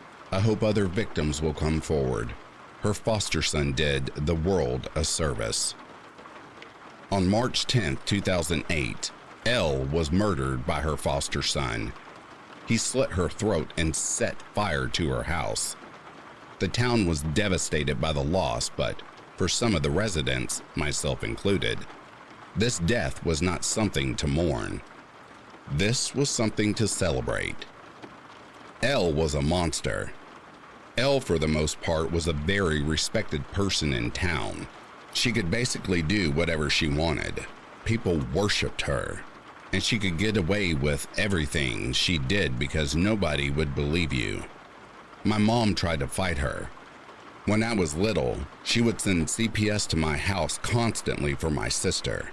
Not for any good reason. We were well cared for, but she would call my mom a bad mother constantly. And at that point, my mom was working more than full-time at Fred Meyer's while my dad was fighting cancer. She was doing the best she could do with a small child and a preteen and a dying husband while keeping a roof over our heads. Elle knew of all of this, but she didn't like my mom, so she called CPS any chance she got until they stopped showing up. Elle was the school counselor at school. This was where I got to meet her for the first time. I was in 7th grade, and of course, the early teen years aren't easy for most, but because of her, they were made exceptionally harder. The first time I met her was when she called me into her office. I was called in with another student. For some background, this student and I had been friends out of convenience, neighbors in a rural area. And when she moved, we stopped being friends.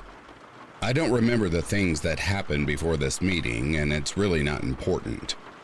During this counseling session, I was told to sit there as the student berated me, calling me a little freak, etc., and Elle made sure that I sat quietly and listened. After she was done with this tirade, I was clearly upset, and she asked me what I was thinking. I blurted out that I just wanted to die. I didn't know why this was happening. She said, "You're too much of a baby to kill yourself. You're not actually going to do it. You just want attention." I was 12 years old. She laughed and I was sent back to class, and that was the end of the meeting. But Elle was very involved with my class. She was very invested in the inner drama of students overall, to a pretty sick degree. She went as far as to ask about the sex lives of students and even asked questions about the physical attributes of male students, who couldn't have been more than 14 at most. None of the teachers said anything about this behavior, even though it was well known amongst the students. She either loved you and practically wanted to sleep with you, or she hated you and made an effort to make your life miserable. She involved herself in harassment and bullying and was very proud of it. She encouraged several students to pick on me relentlessly, and a small suicide note was eventually found after my notebook was taken from me in the middle of the class. This was then read in front of class. The teacher had stepped out, and I harbor no hard feelings towards that teacher. And my class voted on if I should just shoot myself that night or not. They all voted yes because they were tired of dealing with me. After this happened, I kept to myself. At this point, I knew there was nothing that could be done. I was in her world.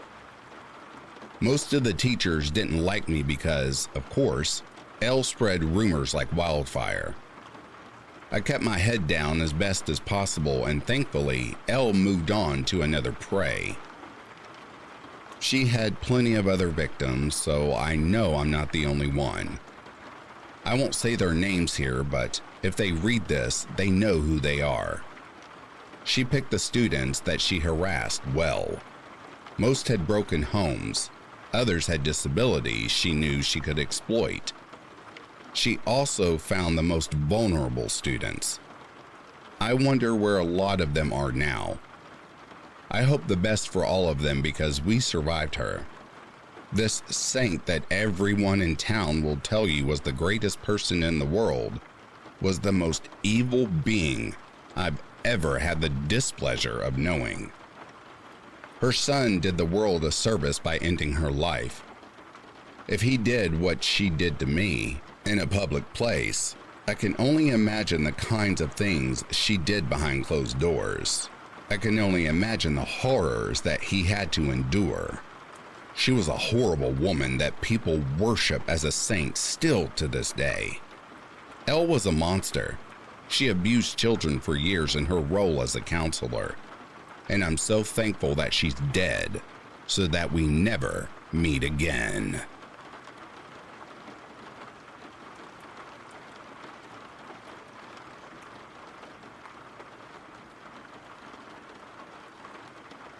Alright, so this happens when I was about 11.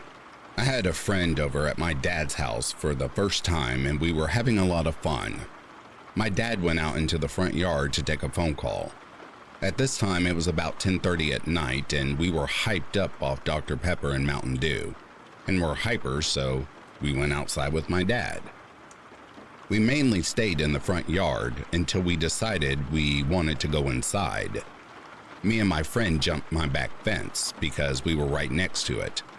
For context, I had a pit bull and a very large German shepherd who were also in my backyard. Me and my friend went up to the second floor and were playing with makeup. About 30 minutes later, we went back downstairs because I heard my dogs barking and decided to let them in.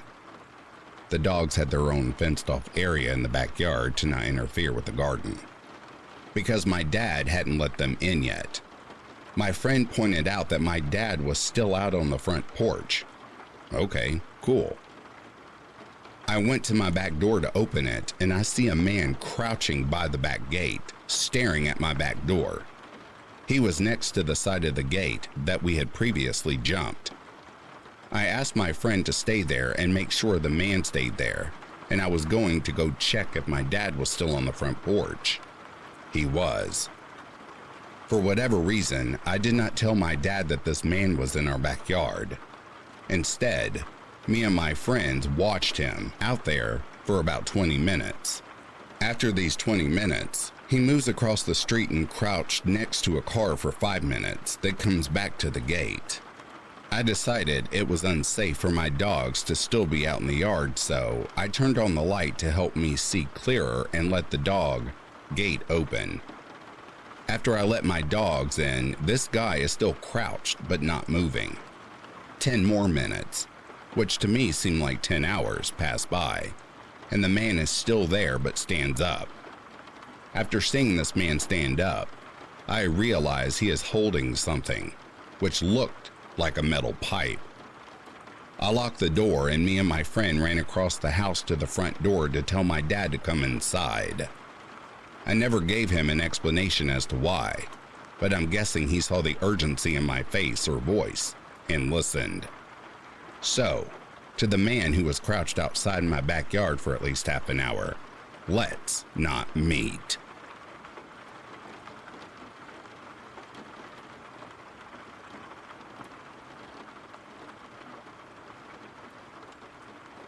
When I was in my late teens, I worked at a little coffee shop in my city.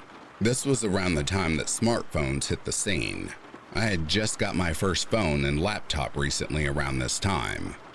Anyways, we had this one regular customer who was very eccentric.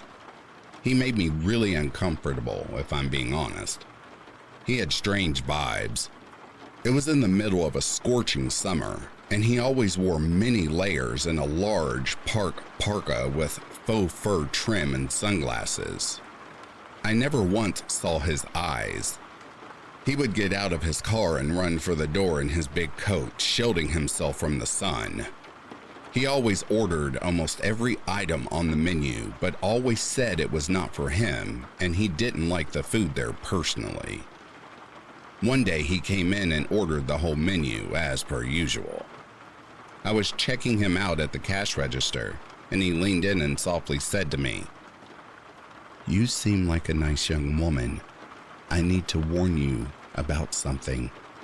I'm not supposed to tell anyone, but it honestly bothers my conscience keeping this information to myself." What is it?" I said. "Do you have a computer or smartphone?" he asked. "Yes, I got one," I answered.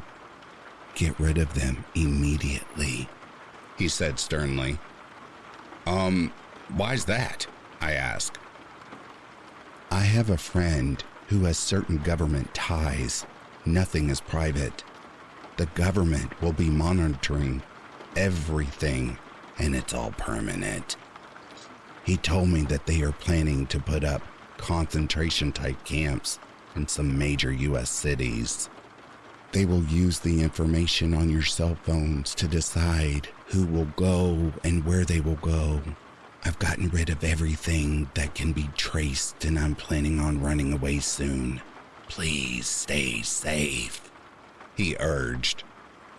He left, and I kind of just shrugged him off as a crazy person, but it still weighed heavy on my mind a while. I went on to leave that job and got a job as a hostess at a restaurant.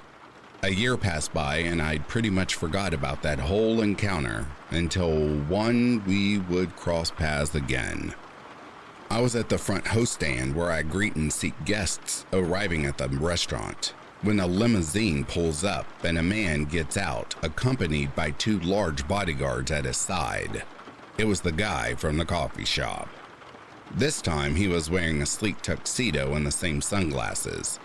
He enters the building and says, "Do you remember me?" I said I did. He said, "Do you remember what I said?" Again, I told him yes. He proceeds to pass the host stand and he examines every inch of the restaurant as if he was looking for something. He then signals his bodyguards to follow him to the door. Before exiting the building, he says, looking back at me, "Don't forget." He then got back in his limousine and I never saw him again after that. It was the strangest thing ever, because he knew he'd find me there. But how? How did he find me at my new job? Perhaps he asked someone at my old job, but still, why go out of your way to make some flashy appearance like this? I was just thinking of this and wondering whatever became of that man and who the hell he was. So, to that dude, I seriously hope I never run into you again.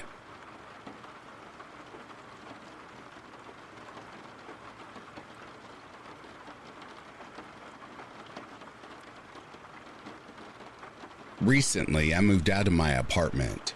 I simply had to because I didn't feel safe with my landlords. I lived in this really nice Dumbo apartment in Brooklyn for a few months with my roommate, who paid for most of the rent since her parents are super rich. Our landlords were actually this seemingly really sweet couple who lived a few floors above with their kids. The first few weeks are somewhat normal, except for the fact that every time I saw their kids in the elevator, they would scream at me before they got off and then just ran away. I thought it was funny and cute at first, but then their eldest son came to visit and started doing the same thing, and he looked about my age. I didn't really think much of it since maybe he was just playing with his younger siblings. Shit got weird really when I bumped into all of them together and we talked for a bit. Out of nowhere, while we were having a pleasant conversation, the dad apologized to me saying that his son might act strange because he's a mentally challenged. I was pretty shocked with him just saying that out of the blue. I paused for a bit and I can't really remember what I said, but remember just wanting to get the hell out of this conversation now. A few days later, I bump into the dad again in the elevator. I was pretty standoffish and he was just talking about how great my apartment is and how much of a genius guy he is for giving us such a low rate. Then he asked if I could babysit his kids as he and his wife and his eldest son would be at dinner. I said no at first, but he counter-offered saying he'd pay me $150 an hour, and being the greedy idiot that I am, I agreed. This is where I effed up. When I get to his place, I was speechless. His apartment wrapped around the entire floor of the building. It was the nicest apartment I will ever see, that's for sure. About an hour in, everything was normal. I was playing some fighting game with his kids when we suddenly heard the front door slam. I told them to stay there as I peeked to see what was going on, and I see the dad falling all over the place, clearly drunk. He started walking toward me and at the last minute fell face first onto his couch. I must have popped a blood vessel trying to hold in my laughter. I asked if he was okay and walked over to assist him. He then turned around, looked at me and said, "My wife will let us, please." When I asked him about his wife, she actually walked up to me, thanked me, paid me, and told me to come back another time. I just kind of went back to my apartment in shock, wondering what the hell just happened, and I definitely wasn't going back. I told my roommate and she told me that she also bumped into the dad and he told her, "My wife is cool, just so you know," with no explanation and just left. At this point, we knew that we sure as hell were not renewing our lease. We didn't see our landlords until our final month. We kind of joked to our friends about how our landlords were creepy cucks. The next time I see them was actually with my boyfriend, who was well aware of what they were trying to do. It was an intensely awkward elevator ride, as when they saw us in there, they just went quiet and smiled and nodded at us repeatedly. As we step out of the elevator, the dad shouts "hey" to us and winks at me as the door closed. After that, I asked my boyfriend to stay with us for the remainder of our lease, because at this point, my roommate and I were freaked the hell out. Our final and creepiest encounter was a few days before moving out. My roommate walked out of the apartment and both the landlords were sitting in front of the elevators, waiting for us. She said they started sobbing when they saw her and they begged us to stay. They apparently apologized for making us uncomfortable and said they thought we were the pretty young girls they were waiting for. She didn't say a word to them and got on the elevator and called me to warn me they were outside, and then they started to knock. My boyfriend answered and said when the guy saw him, he asked if I was here. Of course, my boyfriend said no, but they tried walking in anyway. I walked out of my room saying I'll call the police if they don't leave, and they begged me to not and ran out of the apartment. A few days ago, we got a text from a random number saying we could live there 6 months free if we just gave them a few nights. Of course, blocked and deleted. The whole thing was such an uncomfortable experience living there for all those months, especially knowing they had keys to our apartment. So, to the creepy landlords, let's not meet.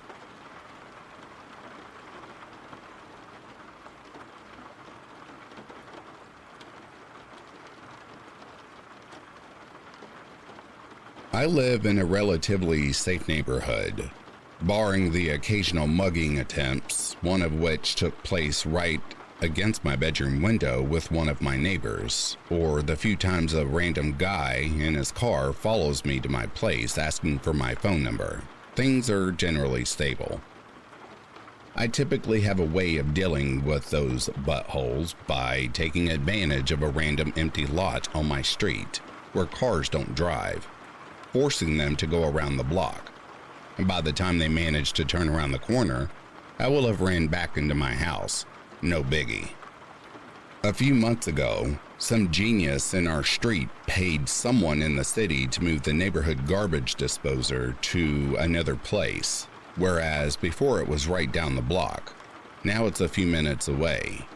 Now I have to walk a while before I can throw my garbage out, in a usually quite busy area, which I find embarrassing. So I started waiting until nightfall to do so. I know, stupid, with everything I told you before, but I got sloppy. Things started feeling safer in the last few months, and so I felt comfortable leaving my home after sundown. That is, until last Sunday. Like usual, I waited until it was dark to go. After throwing the garbage, I stopped by the convenience store nearby to pick up some things. On my way back to my place and at the entrance of my street, I noticed a young man standing in front of a parking lot located in front of one of my neighbor's house across the street from mine. He was talking on the phone and looking away from me, but as I rounded up the corner, I noticed a guy sitting quietly on his motorbike right in front of my doorstep. Something about the way he was already looking at me just as my eyes landed on him freaked me out. I did a quick math and realized that by the time I would be able to open the door, if ever, he would catch me if he wanted to. This time the empty lot trick wouldn't work, as I would have to walk past him first, and also his motorbike could be driven on it. I turned on my heels back to the convenience store, hoping he was just a delivery guy waiting for someone to meet. I dilly-dallied at the store for a while, but when I went back home, I found he was still there on his bike, while the guy in front of the neighbor's parking lot was also still on his phone, just staring at me before I'd even seen him. I realized then and there that something was not right. And luckily I had noticed that the security guard of the street behind us was sitting in his booth. I approached him and explained the situation, hoping he'd walk me to my place, which he gladly did. The moment the guy on the phone saw me return with the security guard, he put his phone in his pocket and turned towards the guy on the bike, who drove to him. Keep in mind, these two were not even looking at one another, let alone look like they knew each other. The guy who was on his phone sat behind the motorbike dude, and they both drove past me while staring at me.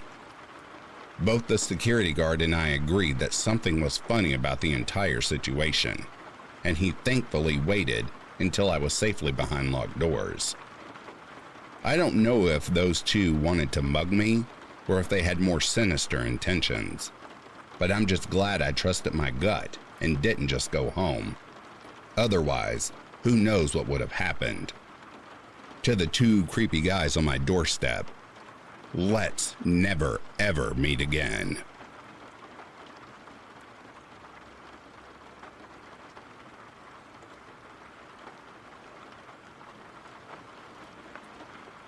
This happened about 10 years ago in an area between Seattle and Tacoma, Washington. My friend, we'll call him R, and I used to regularly go to Tacoma to sing karaoke at a bar there.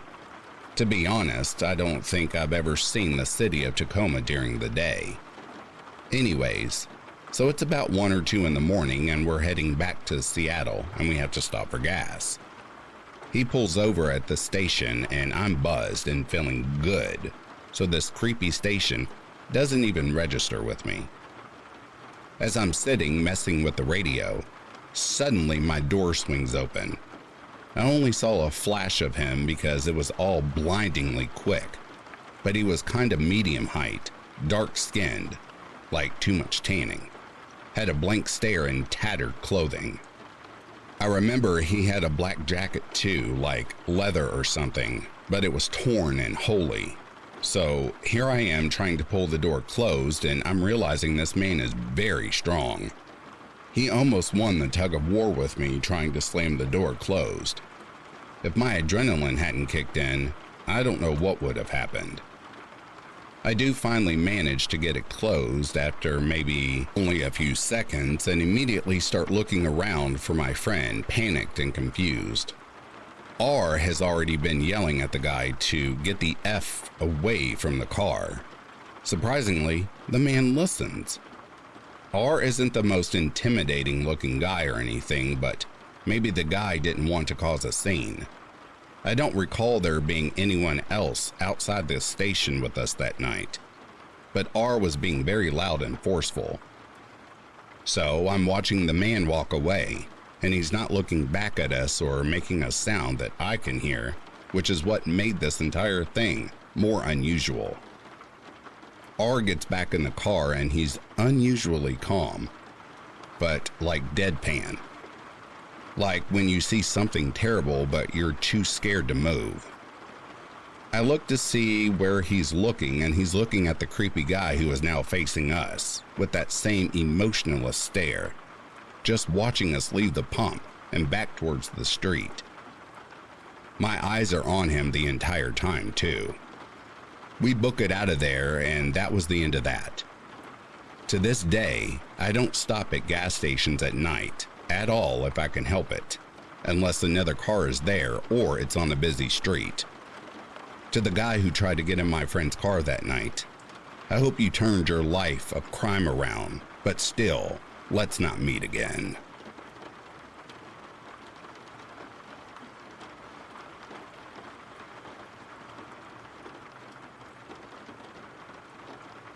I normally go walking in the woods with a friend, and today nobody was available, so I went by myself. I parked the car and went into the entrance. There was one other car there and a jogger passed me on the way in. I decided to go off the main trail. There's a smaller track about 10 to 20 meters down you can follow instead. It's a wooded area but can get back to the main track in 5 minutes if I wanted to. I was debating if I should continue on the smaller track straight following the main track or go down to the more wooded area where there is a pathway. So I am standing there. I see a man in the distance in the main track walking towards the main entrance. He notices me and stops walking. He is staring at me now with a huge grin for about 20 seconds. He is in his 50s or 60s with an extremely creepy face. My guts drop. I'm thinking if I walk back onto the main track, he will be there. If he stops staring and continues walking the main track, we will meet at a similar time and nobody else is here. I am thinking he will continue walking on and I will wait until he leaves and just go because I'm feeling super unsafe. I'm now regretting coming here by myself. He ends up walking down the hill at a diagonal while I see he's staring straight at me. He's making a beeline for me actually. I'm now freaking out, but think maybe he's going down the other path. There is nobody walking the main track in the distance.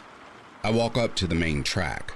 I noticed he's doing a C shape, going down to where I was standing, and now he's coming up the main track again and is behind me, He's not running, but his eyes are fixated on me and he's smirking since he spotted me. I'm completely freaked out. I get to the main track, which is covered by trees on each side. He's clearly following me, right? Why else would you go down and up like that exactly where I am walking up? He's about 6 meters from me. I am getting ready to run to the entrance, which would take 5 minutes. A couple comes in and I'm extremely relieved, but they are walking so fast. He ends up staying in the wood, still keeping that predatory stare on me for 10 minutes. When I got in my car, I drove slowly to be able to identify him properly. He doesn't come out until I'm way down the road. I'm now wondering, should I have stayed, parked, and got a picture of him? Or recorded him on video and said you were following me? Or told the couple I am being followed? I drove away super shaken up and he's gone forever. I can't even describe it. All I can remember is his really creepy smirking face and gray hair and thinking I am lucky if I get out of here. I'm so angry that I can't go for a short walk on a hiking trail without being in danger. I can't imagine what could have happened if I met him further into the trail. So, to the creepy old man, you're creepy and I really hope I don't see you again.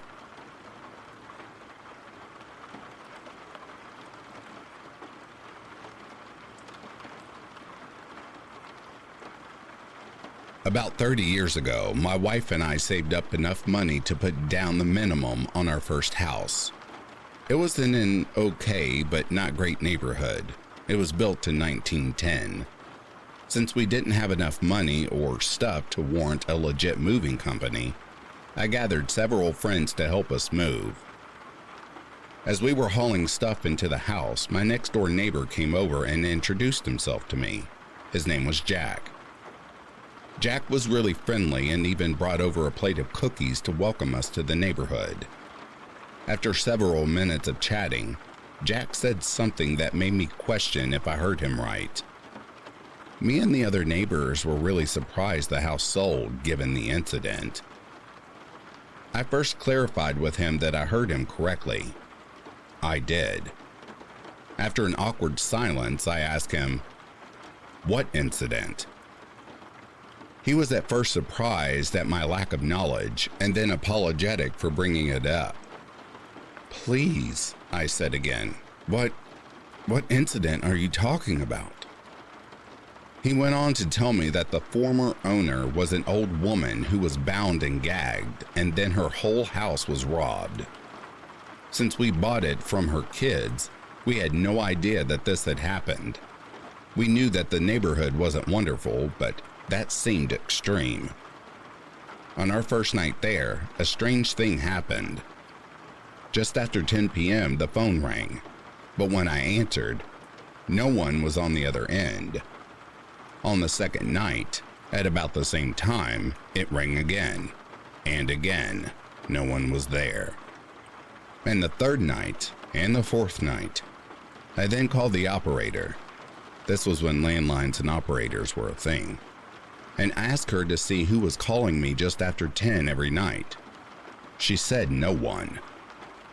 The next day, I found my next door neighbor working in his garden and asked him to explain in detail the break-in. When he got to the part about it happening while his neighbor was watching the evening news just after 10 p.m., I couldn't help but shudder.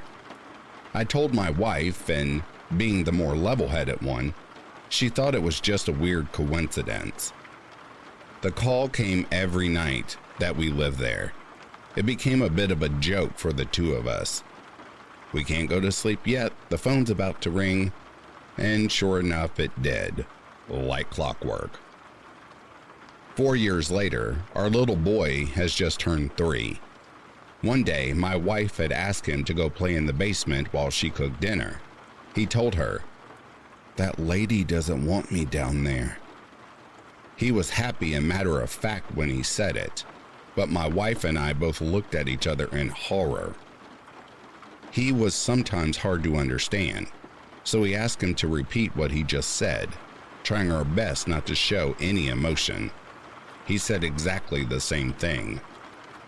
He never again went down in the basement, and we never again asked him to. Furthermore, we put the house on the market the next month. So, to the creepy whatever was happening into our house, we hope we never meet you again.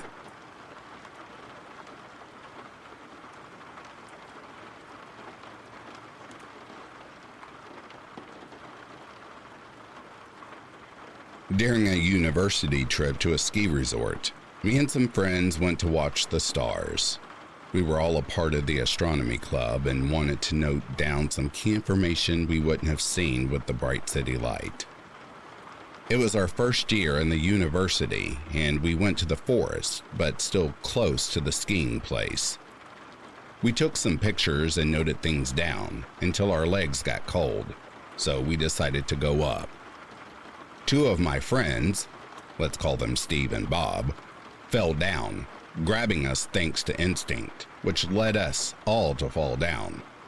Note, we crossed the barrier, so that's why we kept falling. We were rolling, but since our hands and arms were cold and we ourselves are tired, we couldn't move despite our best attempts. After a while, we dropped to this unused ski trail that was double black diamond. We later learned that the trail was abandoned, but didn't know it at the time. As we stood up, we felt like we were being watched. Time also seemed to go really fast somehow, but that's probably because we were tired, and the place was very calm.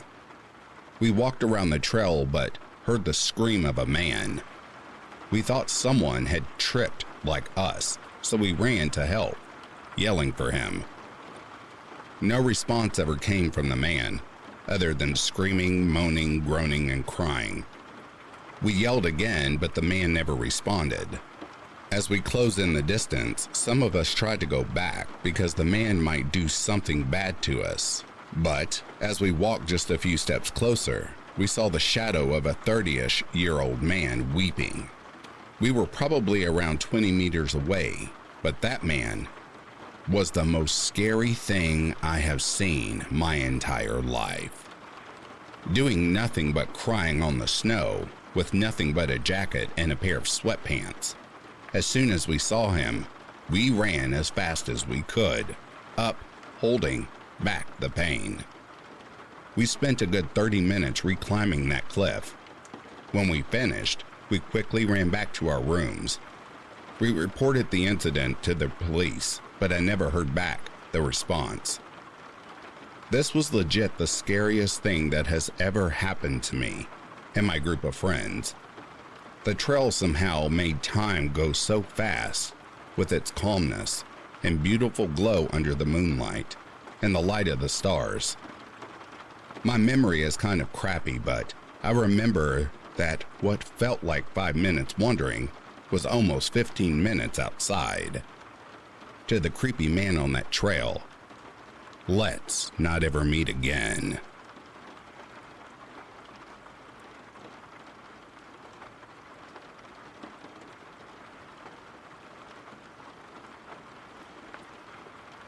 And that, dear listeners, brings an end to these Let's Not Meet compilation. If you are sleeping, I hope Slumberland is treating you kindly. If you're awake, I really hope you've enjoyed this massive collection. Until next time, I'll read to you soon. Have yourself a good morning, a good afternoon, or a good night.